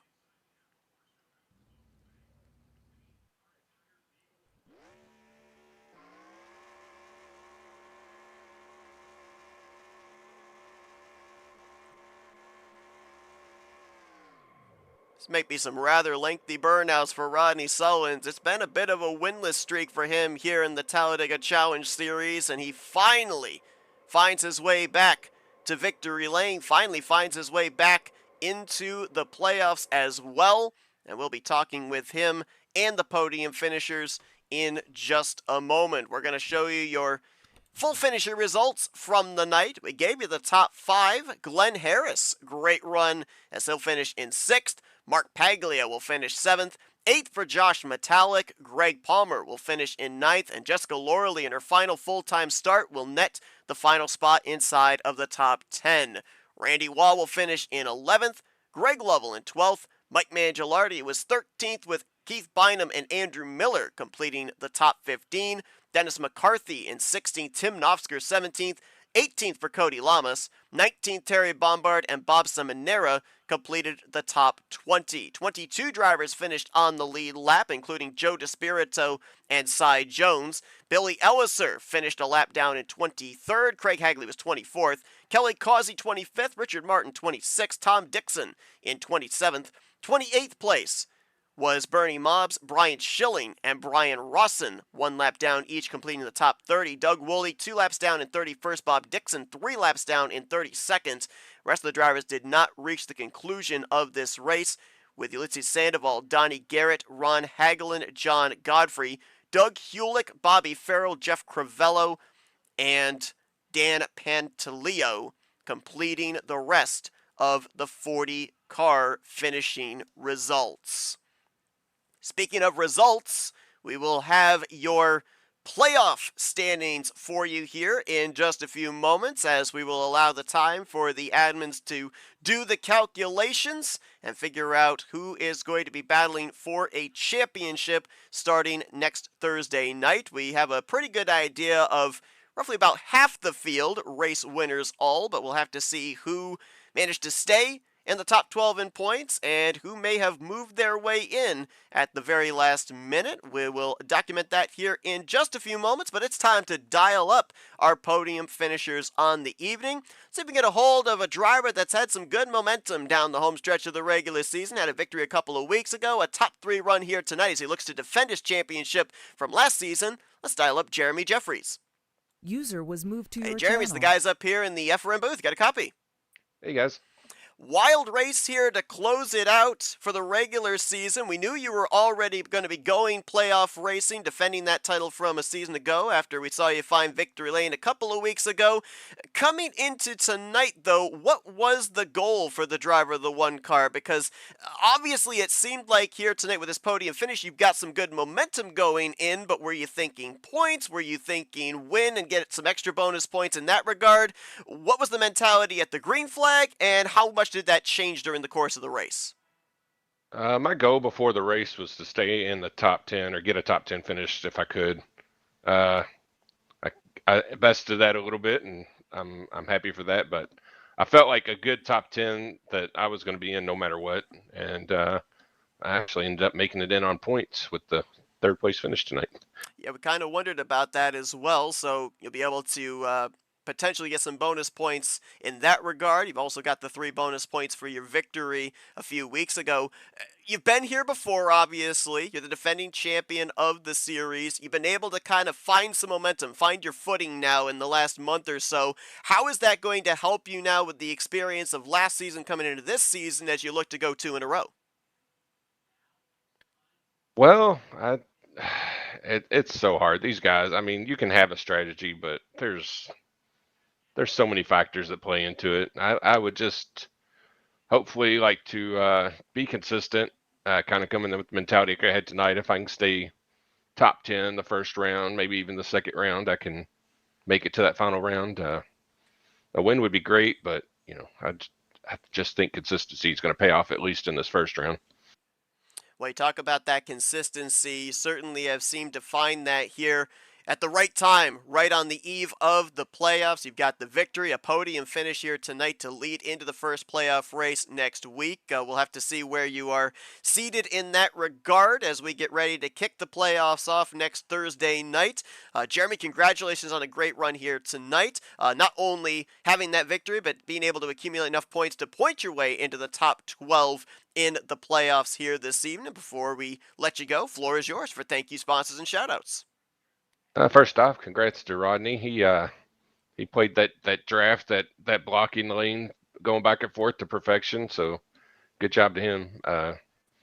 To you guys for doing this broadcast. That's gonna be fun to watch back. I saw a lot of good racing. Started out a little rough in the beginning, but we had some good racing there at the end. Thanks to all the staff here at RTG for putting this on. Our sponsors, Runny Solons Paints and Redline Performance Motorsports. To my XFM teammates, family, friends, everybody out there watching, have a good night and happy Halloween. As Jeremy Jeffries, third place here tonight in the regular season finale. He looks to get the playoffs started and defend that title from 1 season ago, starting next Thursday night. Congrats on the great run this evening, and best of luck next week, Jeremy. Oh yeah, and I'd like to say congrats to Jessica on her time here and all she's accomplished, and hate to see her go. So, see you, Jess. Absolutely. That's Jeremy Jeffries, podium finisher here tonight. Best of luck next week, Jeremy. Thanks, guys. Let's see if we can User now was get a moved hold out of the of your driver that channel. brings it home second place this evening, Chuck McClure. User was moved to Hey, your Chuck, channel. guys up here in the FRM booth. You got a copy? Hey, guys. Man, I'll tell you what, slicing and dicing seem to be the name of the game there in those final 5 laps or so. You guys were able to keep it clean right down to the checkered flag. Now, you got the season started off with a checkered flag. You became the first driver to have multiple checkered flags this season, and you almost bookended the regular season with another trip to victory lane. But we were just talking moments ago with Jeremy Jeffries, and he said momentum is so important to be able to have consistency when the playoffs begin. Second place now, I know you wanted that one position better, but how good does it feel to have this kind of momentum going into the postseason now? It's awesome. I've had 3 real bad races in a row, and I finally got that monkey off my back, I hope. A guy needs to peak at the right time, and I was afraid I was peaking too early, but maybe we got a second wind here. We've kind of been seeing here, we saw, like, maybe we'll call it some growing pains continue at the beginning of the season. A lot of drivers still trying to get used to the hit boxes with these cars, trying to get used to the wider pit road as well with the efforts of John Godfrey there. Now it seems as we got into the second half of this regular season, it really came down to execution, whether it was execution on pit road or execution in positioning oneself in the closing stages of this race. You mentioned about the bad luck you had coming down the stretch here and being able to cap off the regular season with a good run. How important do you think execution is going to be starting off the playoffs, or do you think it might be more of a clean slate mentality, much like the aggression we saw at the beginning of the regular season? Well, kind of both. I'd say if the guys are at the bottom of the points, they're going to be more aggressive. The guys near the top will probably be a little bit more calculated and careful. But yeah, I think a little both. You're a former champion of the series. Of course, we've got this format of 2 races, 3 rounds. Of course, the finale with 2 races, very unusual. A lot of drivers, when they get into that first race of the first round, kind of want that automatic golden ticket into the next round. They kind of approach the first race with a must-win mentality. Others kind of span it out, big picture racing between the 2 races. Where do you think you're going to find yourself when we take the green flag next week in terms of driver mentality? Terms of mentality, I don't want to be in the back. I would love to win. That first win is always just so relaxing. The next race, really don't. It really doesn't matter.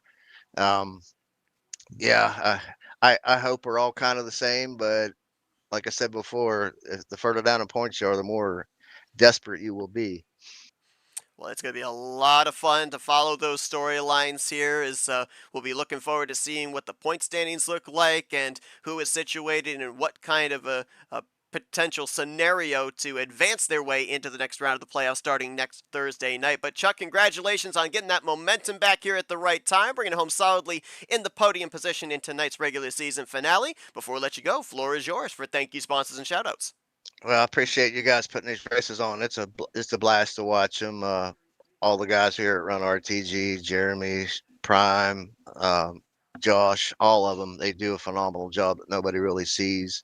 Rodney for painting that car. I really wanted to pass him with to win, but and John for making the pit row water. That was what we needed. There was a lot of wrecks on there, but and I want to say hi to everybody watching Marshall County Schools and my friends and family.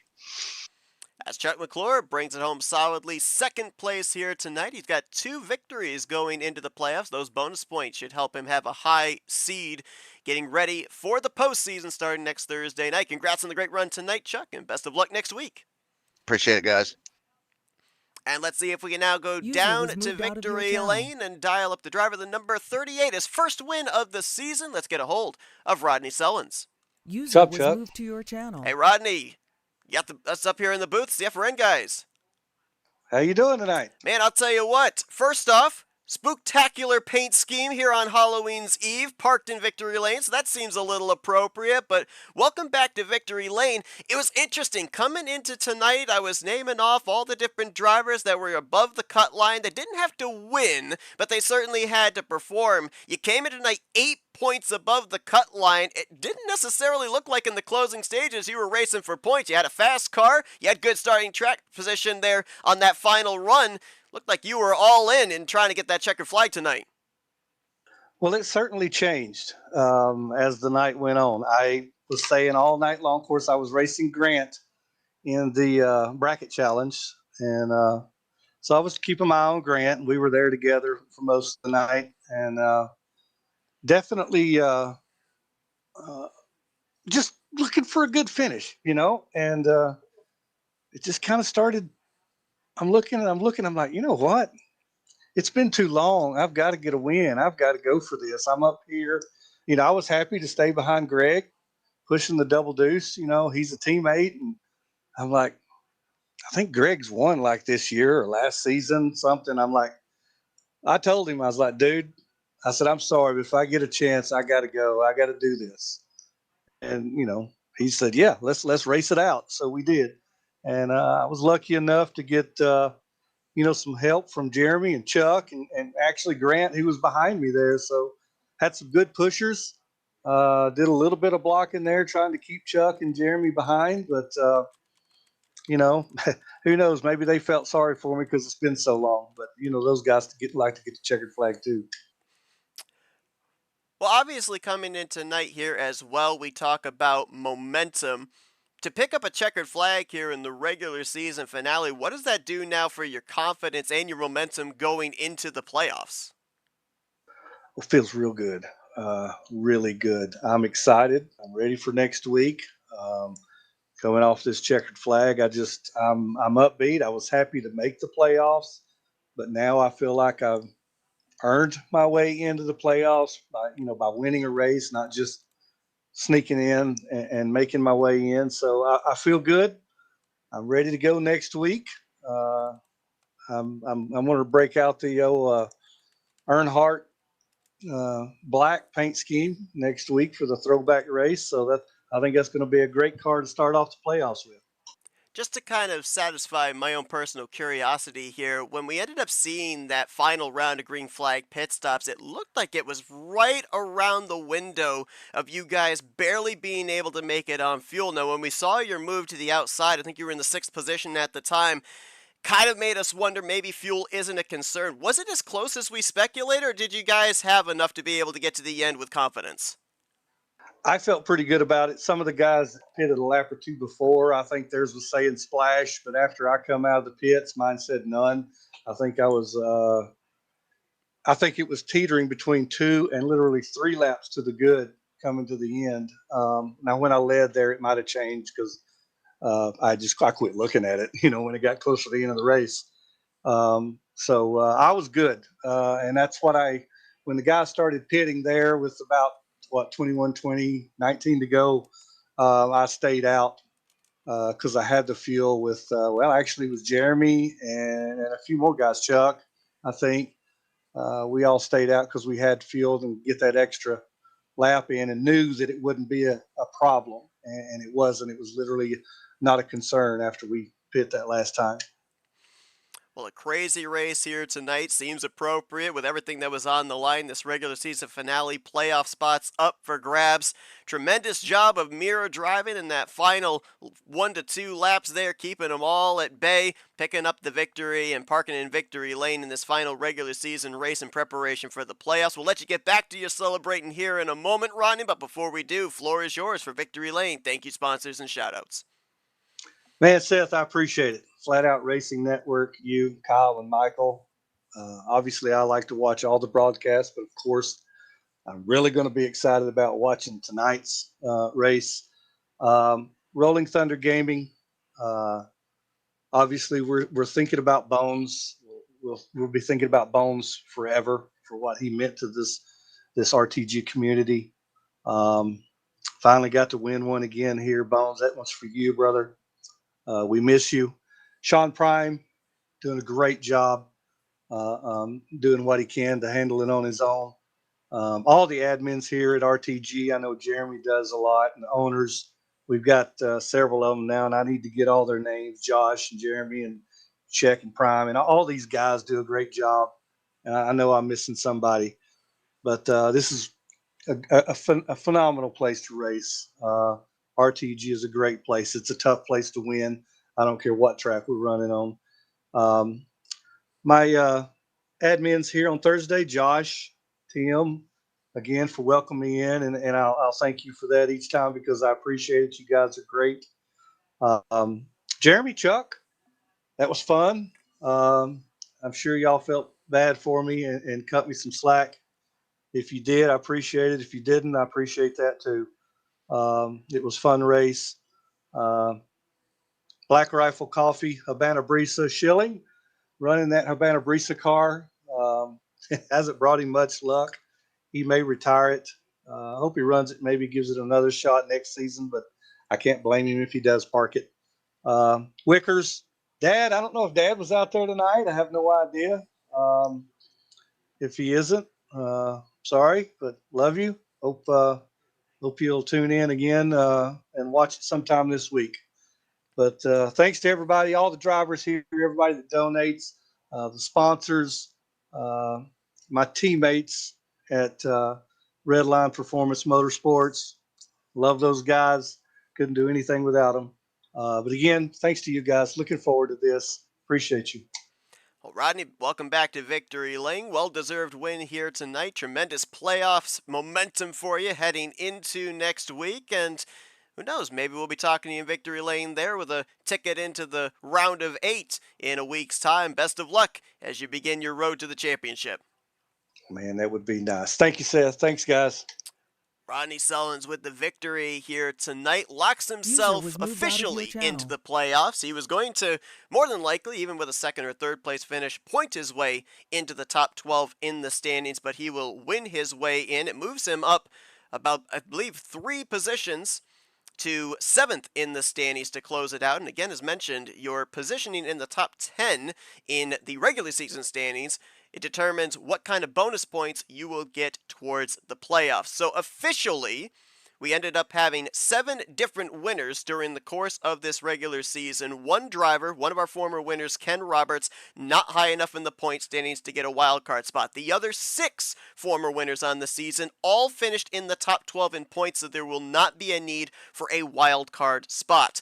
The 12 drivers that pointed their way or won their way into the postseason are as follows. Grant Wesley, your regular season champion. Denny Carroll, former winner on the season, 2nd. Chuck McClure, 2-time winner, was 3rd. Joe DeSpirito, another 2-time winner, was 4th. Josh Metallic finished the regular season 5th. Brian Schilling in 6th. We just talked with Rodney Sullins, our latest winner. He finishes 7th. John Godfrey had enough points, even with the DNF, to finish 8th, so he will advance into the playoffs. Greg Palmer will finish in 9th. Jessica Loreley, this her final full-time start, was 10th in overall standings at the end of the regular season. We talked with Jeremy Jeffries. He was able to point his way up into the top 12 with his victory this season as well. He was 11th. And Bernie Mobbs, who we saw have to pit in the final 4 laps of this race, he managed to finish this race, if I can double check here, 28th, 1 lap down. He will get the final spot in the playoffs this season. 1 point over Brian Rawson, 2 points over Mike Mangialardi. It was that close for the final playoff position here in season 66. Wow. That's all it takes. Single point. Yep. We knew it was going to be close.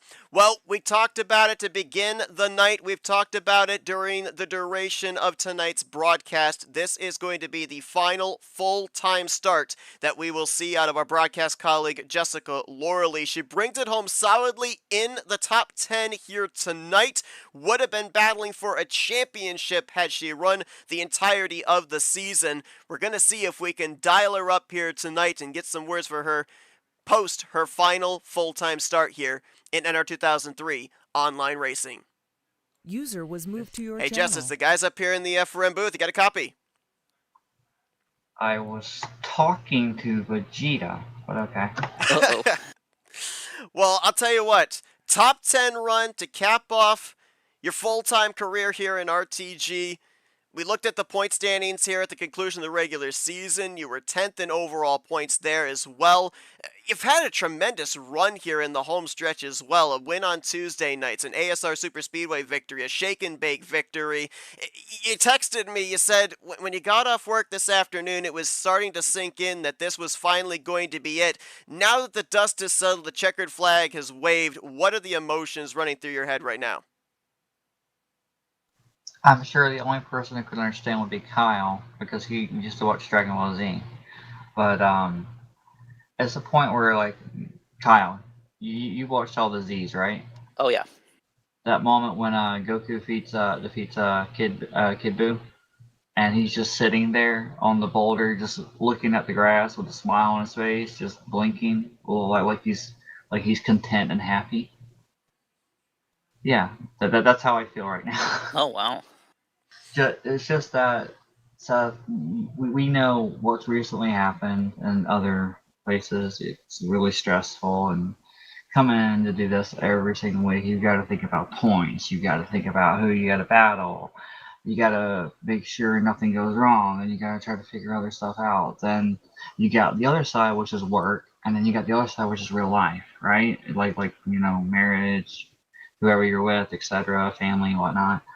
And you got bills, and it's like there's like so much going on in my head, a lot. And now, if this is removed for a little bit, I'll be okay. But like we've said, I'll be around.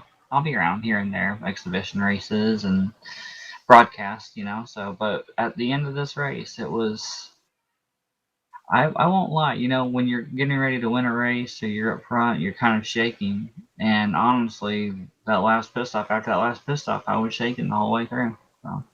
Yeah, I mean, obviously up there in the conversation in that lead pack and the closing stages, a lot of times we try and go inside the head of the drivers because, obviously we're up here in the booth. We don't hear the interactions. We're not really able to tell what the driver is thinking in the moment.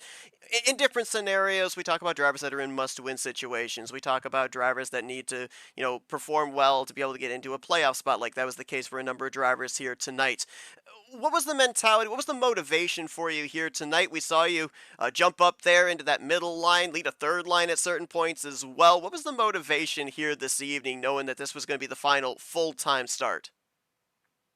Well, to begin with, if my anticipation, no matter where I qualified at, I was thinking like if I had qualified like fifth or lower, I was actually going to the back at the start. So I wanted to be right around the back, just let them duke it out because I kind of felt they were going to be over the top line aggressive tonight. You know what I mean? So, and I would just weave and bob my way through the field, which I eventually did anyway. So I'm like, you know what? Why not push for it? Why not try to go all out as well as I can? If I don't win, that's great. If I do win, that's great either way. I'm just happy, that I can make it to the end. I told Kyle over Whisper at one point, I said, even if I finish 8 or 9 laps down, I'm going to make sure I finish and cross that line one way or the other. So, I mean, that's where my mind was, just to go as hard as I could. To be, I don't know if you guys realize I was a little bit more aggressive than I usually am, but I mean, it all worked out. And, well, like you said, it's a top 10, great. Top 10 in points. I would have made the playoffs from what Jeremy and them, explained to me. So, Jeremy and Tim explained to me. So, that's great news as well. I mean, I'm happy about that. But knowing that I was able to push myself and end on a high note, that actually speaks volumes to me because, like we've talked about, what was it, a couple of weeks ago or something like that stuff? I was worried about at one point that I didn't have it anymore, that I didn't know what was going on because I couldn't even finish in the top 15, let alone get a top 10. And then all of a sudden something changed the number, changed sponsor. It just felt a lot better, more comfortable, and then there you go. Yeah, I remember us talking about that. Now, obviously, as you said, and we've all documented this as well, this is only your final full-time start. You said we're going to be seeing you in some special events and some other races as well, during the course of, maybe the remainder of this year and into next year and everything. It's not you fully stepping away from Enter 2003 as a whole. How do you think that's going to change the mentality going into those races? I mean, I documented, and we were talking about this when we had Dylan in the booth and everything too. There were times when we didn't have life getting in the way, where we would race online 3, 4, 5, maybe even sometimes every night of a week, and eventually you have to start cutting down and cutting down. And while obviously you kind of miss maybe the adrenaline rush of full-time racing, it does allow you to be able to be a little bit more recharged, regenerated when you run those part-time starts. So how do you think that's going to help you in those part-time starts that you make? Well, when I actually do make those part-time starts, it'll be more about like just going out there and enjoying being around the people I'm with. Like you remember when we talked about, and I don't really care about saying it now because I'm done, so it doesn't really matter to me anymore. But you remember when going over to Maverick? Really didn't care about running over Maverick. Only reason why I went over there really was why, because you were there, Michael was there, Dylan was there. You know what I mean? Friends, and to enjoy yourself. And you and I have proven it time and time again. We could be last, battling for whatever position, 8 laps down. You could be 20 laps down or whatever, and we could still have fun. We could still make it work. So to go out there and just do an exhibition race like the Kelly Causey invite, if I get that, if we go to if we do the 500 at Daytona, if that's a possibility. Anything that pops up, it'll be just fun just to be around the group, to just have fun, whether you win or lose. It's just going to be a fun moment to be able to be there with the friends and not really, oh, well, guess what? There's a prize. Oh, guess what?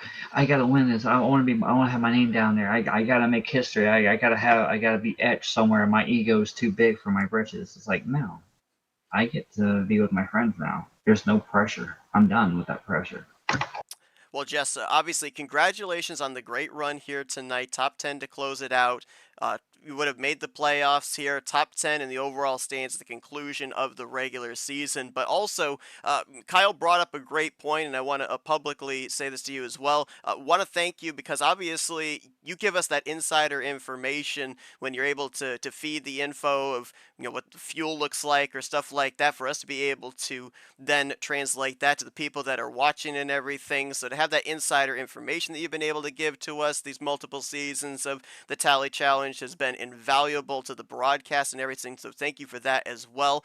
And, we look forward to seeing you the next time that you're out there on the racetrack. We may see you here in the broadcast booth at certain points as well. As we said, this is certainly not the end of completely seeing you on the racetrack. As Michael said earlier in our comments, it's the Just end the of end an of the era, though, career. seeing you on a weekly basis, though. It's the end of a career, not the existence. Right, exactly. So, congratulations on closing it out on such a high note. We've seen you go to victory lane quite a few times here in the last month Like or really, so. how did that happen? I don't know.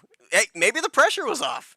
Maybe Noah was winding down, the pressure was off, so you were able to race a little bit more relaxed or something. I don't know. Kyle, get in our back.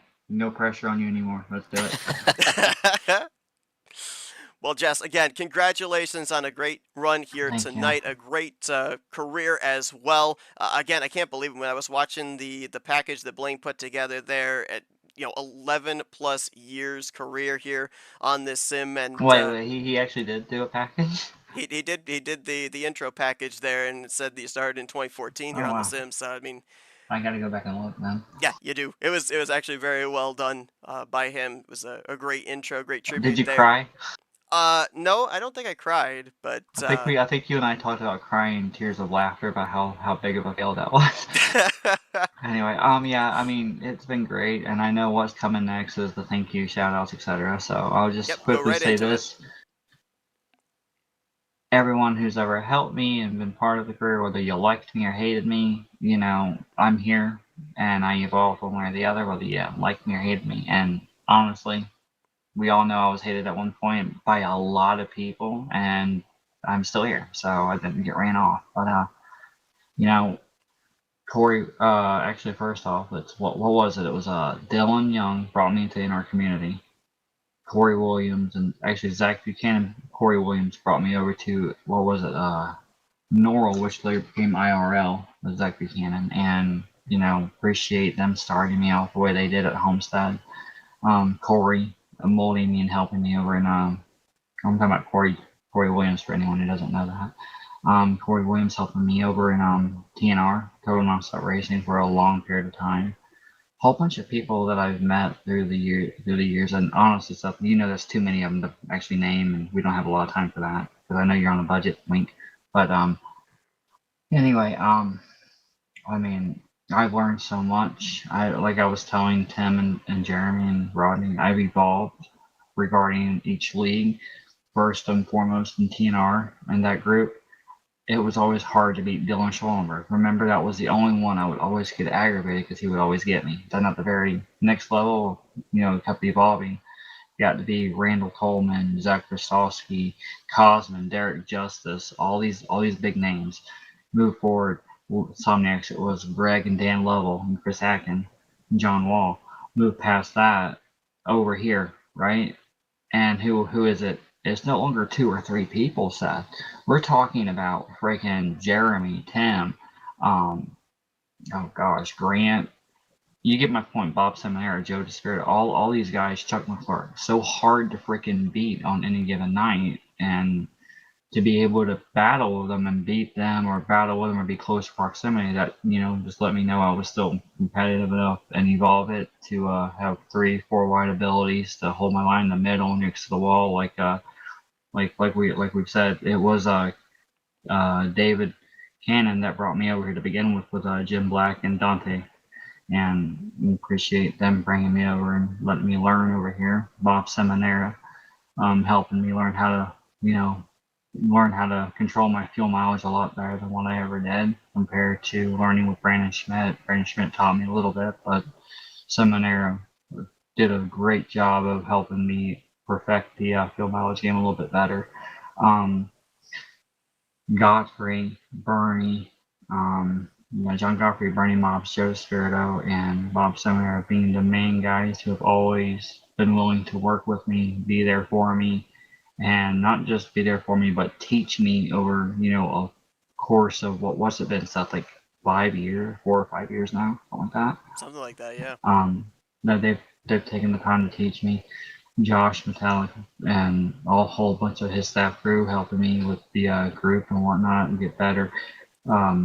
every league I've ever been part of that they've allowed me to race. I really highly appreciate it. It's just too many people to name.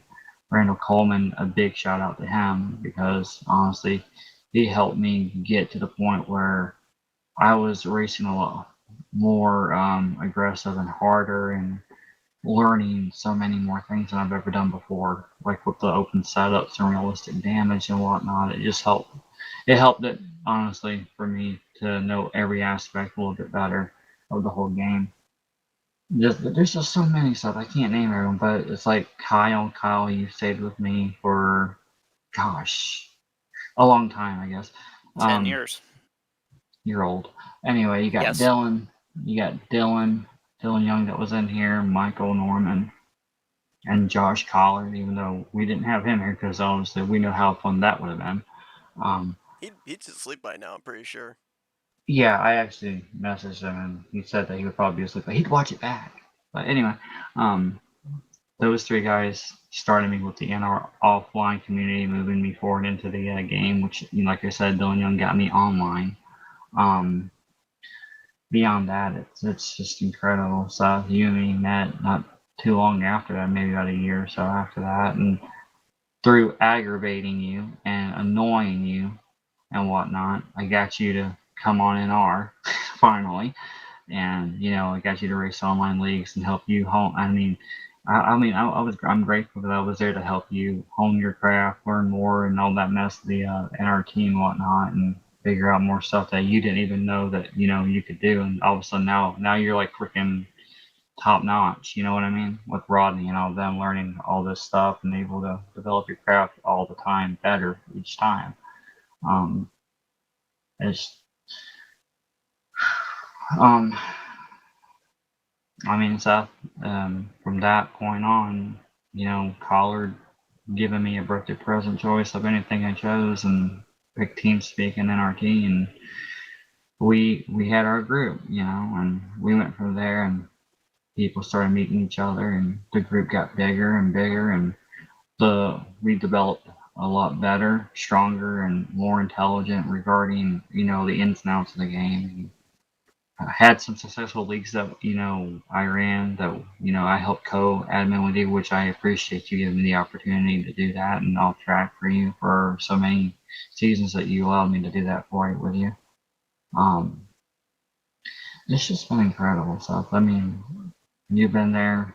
One other guy that needs to be noted, and you were laughing about something. I need to kill somebody later, don't I? I thought I just heard you laugh, Seth. No. If you were, I needed to kill somebody. Anyway, but someone who needs to be noted that was a big part of everything for me being off of the game as well. You know what I mean? Just in general, is Charles Sanford. He needs a lot of credit too. But yeah, I've had a great fun run, and I've had a great ride, and it's been enjoyable stuff all the way. Well, Jess, we appreciate taking the time here to be able to talk with us. Congratulations on a great way to close out your full-time career. Again, as we said, we look forward to seeing you on track whenever the next time may be. And best of luck with what you've got coming up here in the future. Yep, honeymoon next week. Hi. There you go. Well, Jessica Shelton going to finish out the evening. What did you just say? I didn't want to kill you. Oh, I messed it up, didn't I? Well, there's And another you were dollar. doing so good. I did it for old time's sake, okay? Another That's going to dollar be in the my jar. excuse. Jessica Loreley, there we go. Going to bring it home in 10th place here tonight. Congratulations once again on a great run in your final full-time start in the Tally Challenge. Thank you. And for a moment there, I thought I got divorced somehow. No.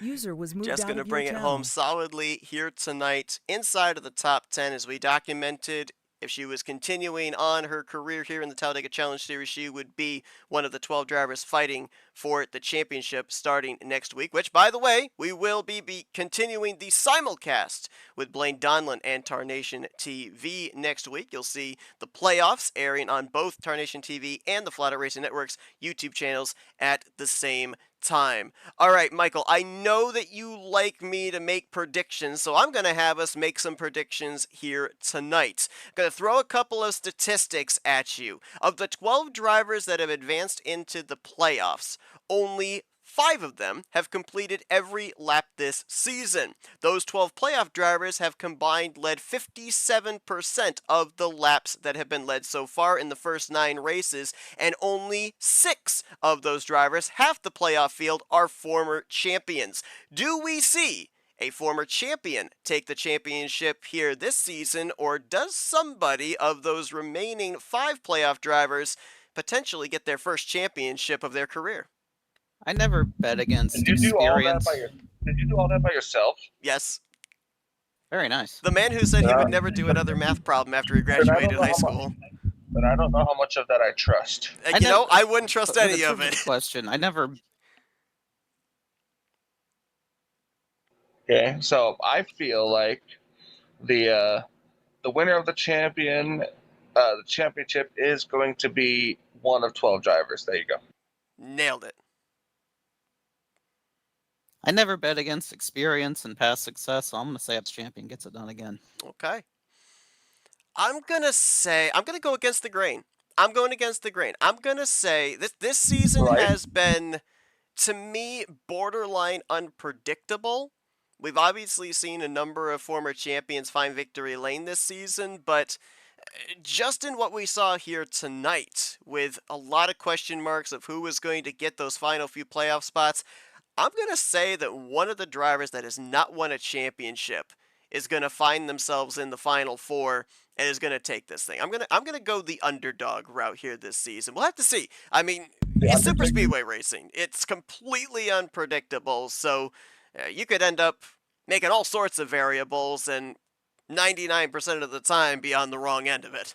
I mean, it's so unpredictable that somehow we could all be wrong. I mean, just. Absolutely. Well, it is going to be a lot of fun to see how these playoffs turn out.